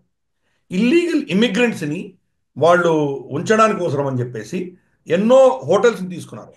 హోటల్స్ని తీసుకుని హోటల్స్తో అగ్రిమెంట్స్ పెట్టుకుని న్యూయార్క్ సిటీ గవర్నమెంట్ వీళ్ళందరినీ వాళ్ళ అధీనంలో తీసుకున్నారు. దాంట్లో రూజ్వెల్ట్ హోటల్ అని ఒకటి, ఇది పాకిస్తాన్ ప్రభుత్వం వాళ్ళ అధీనంలో ఉంది, వాళ్ళ ప్రాపర్టీ అది. గతంలో 2020లో కంప్లీట్గా వాళ్ళు ఏమంటారంటే మన హోటల్ని మూసివేయవలసిన పరిస్థితి వచ్చింది వాళ్ళకి. ఎందుకు? వాళ్ళ ఆక్యుపెన్సీ పడిపోయింది. ఈ కరోనా తర్వాత ఆక్యుపెన్సీ పడిపోయి దాన్ని మెయింటెనెన్స్ చేయడానికి వాళ్ళ దగ్గర పైసలు లేక మూసేసుకునేటువంటి పరిస్థితి. ఆ పరిస్థితుల్లో వాళ్ళు న్యూయార్క్ ప్రభుత్వం దాంతో ఒప్పందాలు చేసుకొని దాన్ని కంప్లీట్గా మళ్ళీ వాళ్ళ అధీనంలో తీసుకొని $220 మిలియన్ పాకిస్తాన్ ప్రభుత్వానికి ఇస్తున్నారు వాళ్ళు. దాన్ని వివేక్ రామస్వామి దాన్ని ఎక్స్పోజ్ చేశారు. ఏమన్నారు? మన ట్యాక్స్ పేయర్ పైసల్ని విదేశీ ప్రభుత్వానికి పైసలు ఇచ్చి ఇల్లీగల్ ఇమిగ్రెంట్స్ ఈ దేశంలోకి చట్ట విరుద్ధంగా వచ్చినటువంటి వాళ్ళు, చట్ట విద్రోహ శక్తులు, వీళ్ళకి ఆశ్రయం కలిగించే దిశగా వీళ్ళు చేస్తున్నారు అని చెప్పి ఆయన ఎక్స్పోజ్ చేశాడు. దీంట్లో చాలా మంది వాళ్ళ ఇల్లీగల్ ఇమిగ్రెంట్స్ మీద కేసులు ఉన్నాయి. కేసులు జడ్జిమెంట్ కోసం ఆగున్నాయి. చాలా క్రిమినల్స్, వీళ్ళు భయంకరమైన క్రిమినల్స్. వెనెజువేలా, మెక్సికో, గౌటమాలా, నికరాగువా ఇటువంటి ప్రాంతాల నుంచి ఎన్నో జైళ్ళలో ఉన్నటువంటి ఎన్నో క్రిమినల్స్ వాళ్ళందరూ తప్పించుకొని అమెరికాకు వచ్చారు. వాళ్ళ మీద కేసులు ఉన్నాయి. ఇంకా జడ్జిమెంట్స్ రాలేదు. జడ్జిమెంట్స్ రానంత వరకు వాళ్ళు విచ్చలవిడిగా వీధుల్లో తిరుగుతున్నారు, ఇటువంటి హోటల్స్లో ఉంటున్నారు వాళ్ళు. దానికి ట్యాక్స్ పేయర్ పైసలతోటి వీళ్ళని అక్కడ వాళ్ళకందరికీ కూడాను వసతి కల్పిస్తోంది అక్కడ ఉన్నటువంటి డెమోక్రాట్ ప్రభుత్వం. దీనినే వివేక్ రామస్వామి ఎక్స్పోజ్ చేశారు. ఇదిలా ఉండగా వాళ్ళ ఎకో సిస్టాన్ని ప్రొటెక్ట్ చేసుకోవడానికి అవసరం అని చెప్పేసి డొనాల్డ్ ట్రంప్ వస్తే కనుక ఎలాన్ మస్క్, వివేక్ రామస్వామి వీళ్ళిద్దరు కలిసి డిపార్ట్మెంట్ ఆఫ్ గవర్నమెంటల్ ఎఫిషియన్సీ అది కనుక రేపు నిజంగా వాళ్ళు కంప్లీట్గా వాళ్ళ కంట్రోల్లో తీసుకుంటే ఎన్నో ప్రభుత్వ ఉద్యోగాలు పోతాయి అన్న భయంతో జో బైడెన్ ప్రభుత్వం ఇప్పుడు వాళ్ళ అంటే ప్రభుత్వంలో పనిచేస్తున్నటువంటి ఎవరైతే సోషల్ సెక్యూరిటీకి సంబంధించినటువంటి స్టాఫ్ ఎవరైతే ఉన్నారో వాళ్ళనందరినీ వర్క్ అట్ హోమ్, ఒక కాన్సెప్ట్ తీసుకొచ్చి మీరు ఇంట్లోంచే పని చేయండి, మీ ఉద్యోగాలు 2029 వరకు మేము గ్యారంటీ ఇస్తాము అని చెప్పి ఒప్పందం చేసే దిశగా ప్రయత్నాలు చేస్తున్నారు. అంటే ఇప్పుడు డొనాల్డ్ ట్రంప్ ప్రభుత్వం వచ్చినా వివేక్ రామస్వామి తర్వాత మనకు ఎలాన్ మస్క్ వీళ్ళ ఉద్యోగాలు తీయలేరు అని వాళ్ళు ప్లాన్ చేస్తున్నారు. 2029 అంటే ఏమవుతుంది? డొనాల్డ్ ట్రంప్ ఉన్న 4 సంవత్సరాలు కూడా అతను తీయలేడు. అటువంటి ప్రయత్నాలు జరుగుతున్నాయి. అంటే ప్రభుత్వం ఏ పిచ్చి పనులు అయితే ఇంతవరకు చేస్తూ వచ్చిందో, వాళ్ళు సోకాల్డ్ సోషల్ సెక్యూరిటీ పేరిట ఒక ఎకో సిస్టాన్ని, ఒక ఓట్ బ్యాంక్ని, ఒక డీప్ స్టేట్ని తయారు చేసుకున్నారో, ఆ డీప్ స్టేట్ని, ఆ ఓట్ బ్యాంక్ని రక్షించే దిశగా ఆ, జో బైడెన్ ప్రభుత్వం రాబోయే కొన్ని రోజుల్లో నిర్ణయాలు తీసుకోబోతోంది. సో ట్రంప్కి చాలా పెద్ద తలనొప్పి కాబోతున్నది. ట్రంప్ హయాం వచ్చిన తర్వాత దాన్ని నిజంగా హ్యాండిల్ చేయలేదు. సో ఇంకొక అంశం, నువ్వు అడిగినటువంటి ఆ షూటింగ్ ఏదైతే ఉందో, ఈ రోజు దాకా ఎవరో ఆ వ్యక్తి ఎవరికి తెలియదు, ఇంతవరకు పట్టుకోలేకపోయారు. మ్యాన్ హంట్ జరుగుతున్నది. మరి అంతటి పెద్ద ఒక CEO of such a major pharmaceutical company, అతని ఎంత అతన్ని వీధుల్లో కాల్చి చంపేస్తుంటే కూడా మీ సీసీటీవీలు ఏమైనాయి, మీ పోలీసులు ఏమయ్యారు, మీ ఇన్వెస్టిగేషన్ ఏమైంది, ఇవన్నీ కూడా పెద్ద ప్రశ్నలుగా ఉన్నాయి. అతను ఏమైనా ఇల్లీగల్ ఇమిగ్రెంటా, పెద్ద ప్రశ్నలు ఉన్నాయి. కాబట్టి ఇవన్నీ కూడా వాళ్ళు ఆన్సర్ చేయలేకపోతున్నారు. మనకు గతంలో మనం చూసాం, మన టీవీ సీరియల్స్ వచ్చేవి. ఎన్వైపిడి బ్లూస్ అని ఒక సీరియల్ ఉండేది.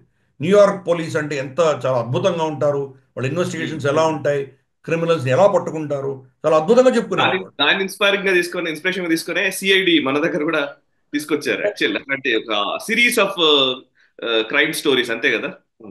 కరెక్ట్.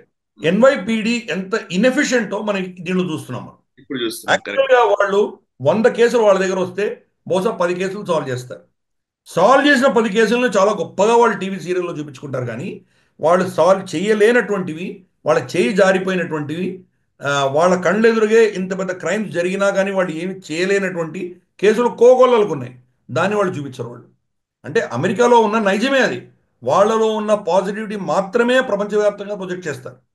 కానీ వాళ్ళ వాళ్ళ ప్రాంతాలన్నీ కూడా ఎలా నాశనం అవుతున్నాయో, వాళ్ళ సమాజం ఎలా నాశనం అవుతుందో దాన్ని కప్పిపుచ్చే ప్రయత్నం చేస్తారు. మనం లాస్ట్ గ్లోబల్ రౌండప్లో మనకు కొలాప్స్ ఆఫ్ ద వెస్టర్న్ సొసైటీలో మనం చర్చించాం. మనము కాలిఫోర్నియాలో ఉన్నటువంటి శాన్ ఫ్రాన్సిస్కోలో ఉన్నటువంటి పరిస్థితి ఎలా ఉన్నది, జాంబీ లాగా వాళ్ళందరూ ఎలా నడుస్తున్నారు, కంప్లీట్గా డ్రగ్ అడిక్ట్స్ అయిపోయి వీధుల్లో పడి ఎలా ఉన్నారు, ఇల్లీగల్స్ అందరూ వీధులను ఎలా ఆక్యుపై చేశారు, ఆ వీడియో వైరల్ అయింది. కాబట్టి నిజంగా అమెరికా సమాజంలో చాలా అమెరికాకు వెళ్ళాలి అని ఒక విధమైనటువంటి జాడ్యం ఉన్నటువంటి భారతీయులు అక్కడ యాక్చువల్గా పరిస్థితి ఏంటో, సమాజంలో ఉన్నటువంటి పరిస్థితిని ఇవన్నీ చూస్తే వాళ్ళకి అర్థమవుతుంది. ఇవన్నీ కూడాను ఫిల్ కాలిన్స్ పాట ఉండింది, చాలా పాత పాట ఇది, ఆల్మోస్ట్ 2-3 దశకాల క్రితం వచ్చింది అది. It's another day in Paradise అని. దాంట్లో మొత్తం ఈ యొక్క పావర్టీ, వాళ్ళ పేదరికం ఎలా ఉంది అమెరికాలోని ఆ పాటలో చూపిస్తాడు అతను. It's just another day in Paradise అంటే అమెరికా ప్యారడైస్. ప్యారడైస్లో ఏంటి, కష్టపడుతున్న వాళ్ళని ఎవరు పట్టించుకోరు, బ్లెస్టర్స్ ఉన్నటువంటి వ్యక్తులు నడవలేకుండా ఉన్నా కానీ ఒక్క పైస కూడా వేసేటువంటి వ్యక్తి లేడు అక్కడ, వీళ్ళు తిన్నారా చచ్చారా కూడా పట్టించుకోరు, సమాజం ఇట్లా ఉంది అని చెప్పి అతను ఎప్పుడో పాటలో చెప్పాడు. ఇప్పుడు ఇంకా క్షీణించింది అది. ఇంత దారుణ పరిస్థితి ఉంది. సెక్యూరిటీ ఒక టాప్ మోస్ట్ సిఈఓకే సెక్యూరిటీ లేకుండా ఉంది ఆ దేశంలో అంటే పరిస్థితి ఏంటో అర్థం చేసుకోవచ్చు. ఇన్ఫాక్ట్ ఎలక్షన్స్లో ట్రంప్కే సెక్యూరిటీ లేకుండా మనం చూసాం. లేదులేండి, అది వేరే విషయం.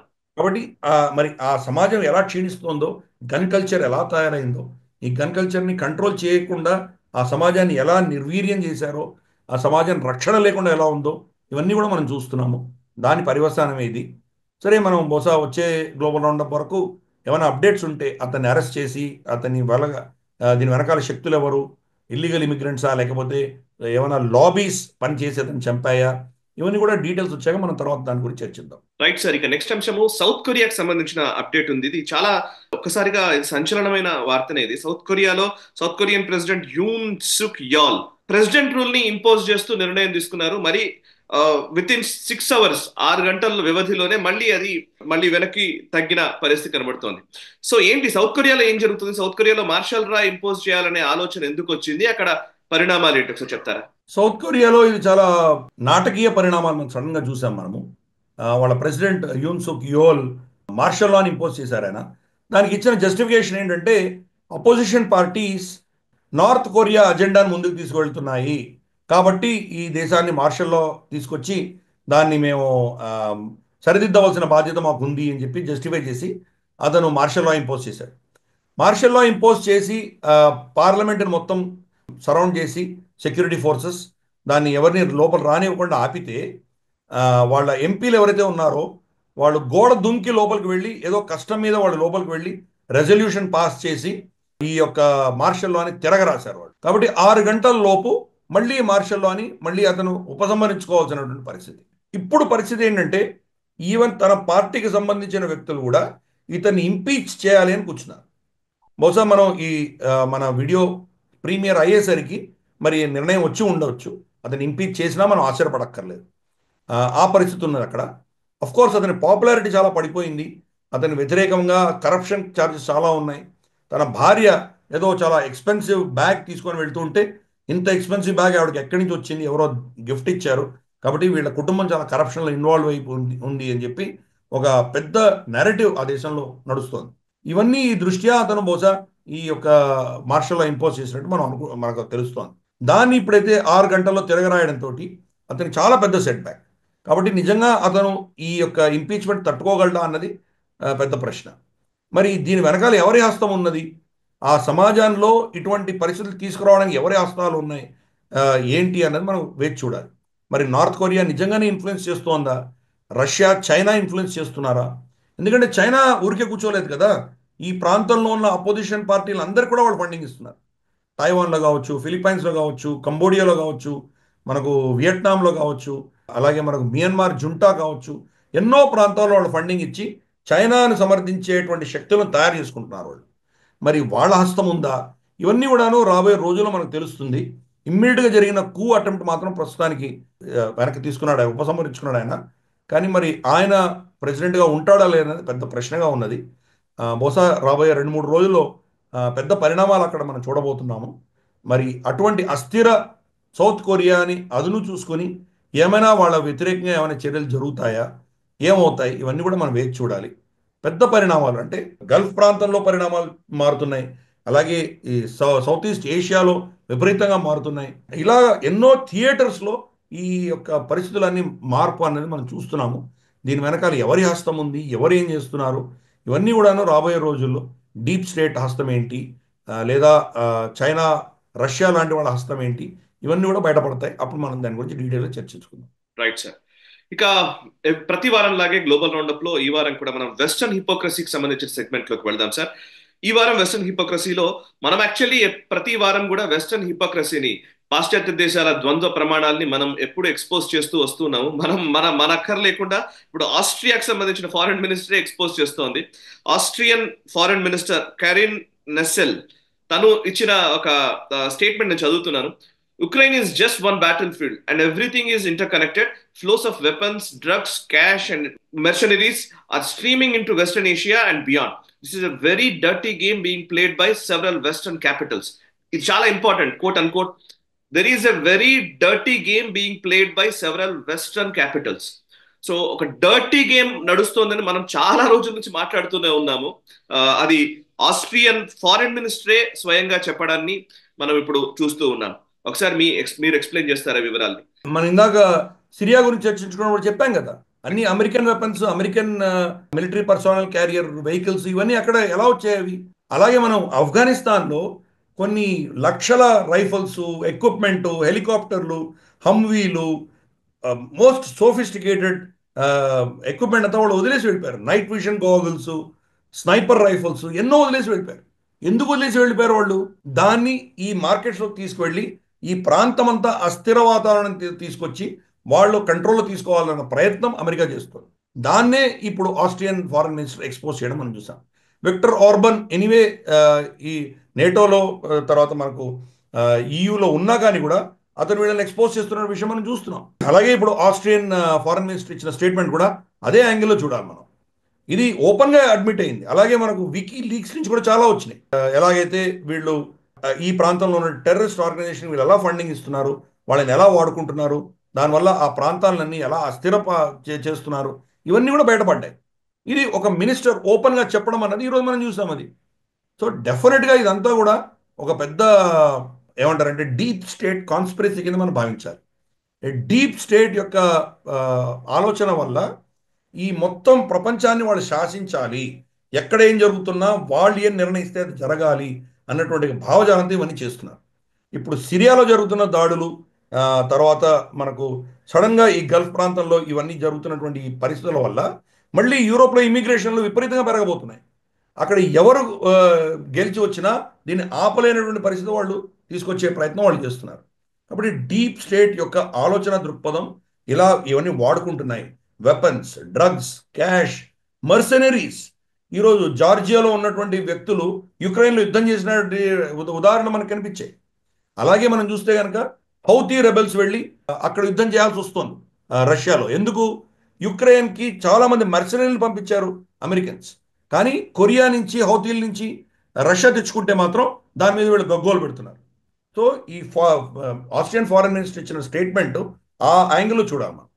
వీళ్ళు ఈ మొత్తం ఈ యుద్ధ భూములంతా కూడాను ఇవన్నీ సరఫరా చేస్తోంది వెస్ట్రన్ దేశాలు సరఫరా చేస్తుంటే దానివల్ల ఈ దేశాలన్నీ కూడాను యుద్ధ వాతావరణంలో అతలాకుతలం అవుతున్నాయి.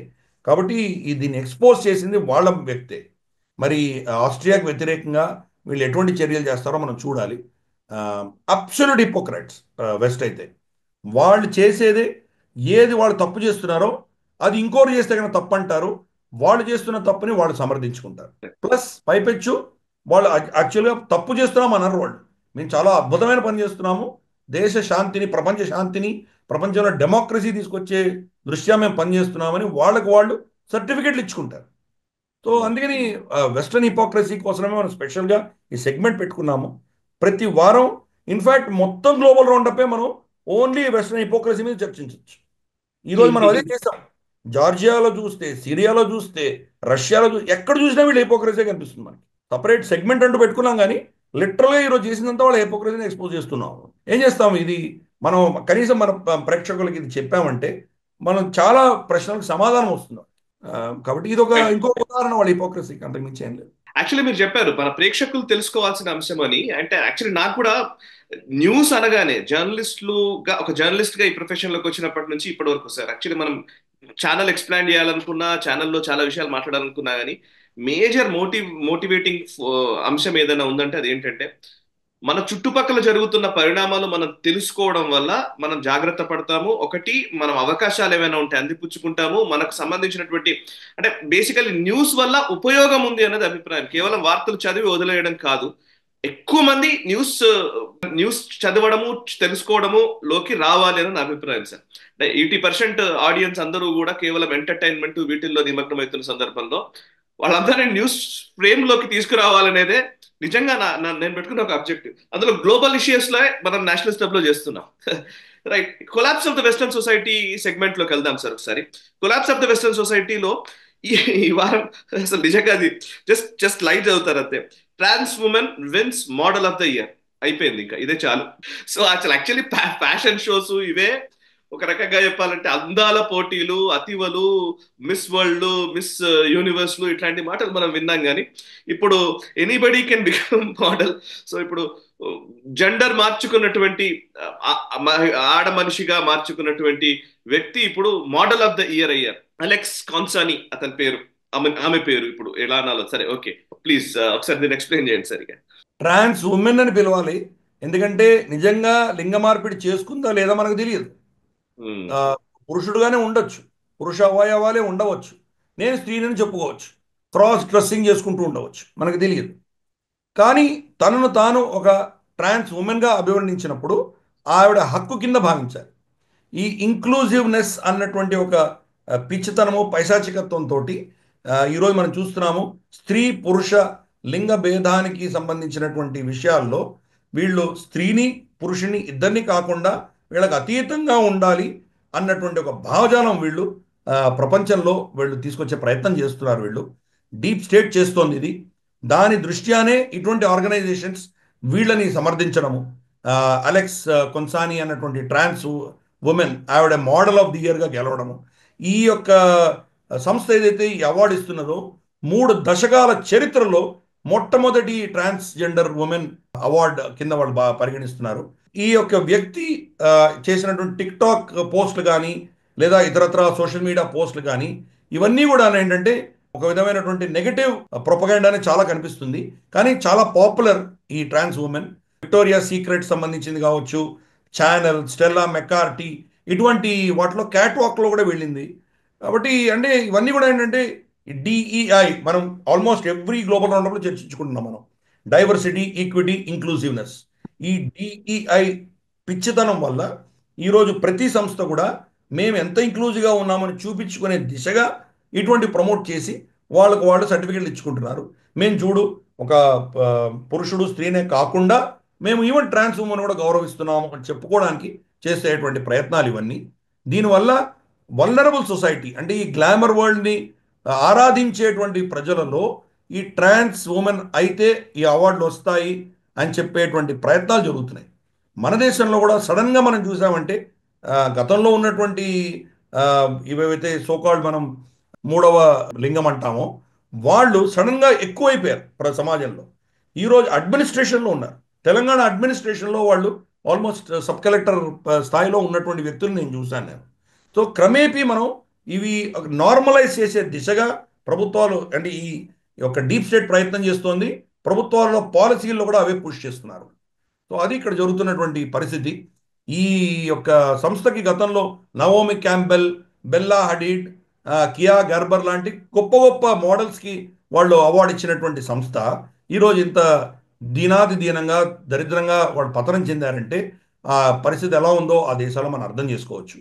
కంప్లీట్గా సమాజం అంతా కూడా ఒక ఏమంటారంటే న్యాచురల్ సమాజం ఎలా ఉండాలో దానికి భిన్నంగా ఒక కృత్రిమమైన సమాజం తయారవుతున్నది. దాని యొక్క పర్యవసానమే ఈరోజు ఇటువంటి మనం చూస్తున్నాం. Correct sir. ఒక కృత్రిమమైన ప్రపంచం నిర్మించాలనే ఉద్దేశంతోనే ఇవన్నీ జరుగుతున్నాయి. సో మనుషులు అక్కర్లేదు, మానవత్వం అక్కర్లేదు, పేరుకి ఇవన్నీ కావాలి. కానీ మేము అనుకున్నది, మేము కంట్రోల్ చేసిందే నడవాలి, మేము చెప్పిందే నడవాలి అనే ఒక ధోరణిలో డీప్ స్టేట్ పనిచేస్తుంది. సో దానికి ఒక్కొక్క ఇప్పుడు ఎంతగా జస్ట్ గూగుల్ చేస్తేనే తెలుస్తుంది. గూగుల్ చేస్తే అయితే ఏంటంటే చాలా గొప్పగా దీన్ని కీర్తిస్తూ రాస్తూ ఉన్నారనమాట. First transgender women model of the year award అందుకుంది అని చెప్పేసి first first first first first అని దాన్ని చాలా గొప్పగా చిత్రీకరించే ప్రయత్నం చేస్తున్నారు. యాక్చువల్లీ నిజం ఏంటో మీరు చాలా అద్భుతంగా వివరించారు, విశ్లేషించారు. Thank you very much sir. ఈ వారం గ్లోబల్ రౌండప్ లో మీరు అనేక విషయాలు మీరు పంచుకున్నారు మాతోటి. Thank you very much. So చూసారు కదా, ఇది ఈ వారం గ్లోబల్ రౌండప్. వచ్చే వారం గ్లోబల్ రౌండప్ లో మళ్ళీ కలుద్దాము. అంతర్జాతీయ పరిణామాల్ని భారతీయ దృక్కోణంలో విశ్లేషించే చర్చా కార్యక్రమం గ్లోబల్ రౌండప్ 176వ ఎపిసోడ్. ఈ ఎపిసోడ్ మీకు నచ్చినట్లయితే వెంటనే లైక్ చేయండి, 10 మందికి షేర్ చేయండి. మీ కమెంట్స్ ద్వారా మీ అభిప్రాయాలు మాతో పంచుకోండి. మనసా వాచా కర్మణ దేశహితం కోసం పరితపించే నేషనలిస్ట్ గ్రూప్ ఆఫ్ ఛానల్స్ ని సబ్స్క్రైబ్ చేసుకుని జాతీయవాద జర్నలిజాన్ని ప్రోత్సహించండి. Thank you very much. ఈ వీడియో మీకు నచ్చినట్టయితే లైక్ చేయండి, 10 మందికి షేర్ చేయండి. అలాగే కామెంట్ల రూపంలో మీ అభిప్రాయాలను మాతో పంచుకోండి. Nationalist hub group of channels ను సబ్స్క్రైబ్ చేసుకుని తెలుగునాట జాతీయవాద జర్నలిజాన్ని ప్రోత్సహించండి. ఈ వీడియో కింద ఉన్న బెల్ ఐకాన్ పై క్లిక్ చేయడం మర్చిపోవద్దు.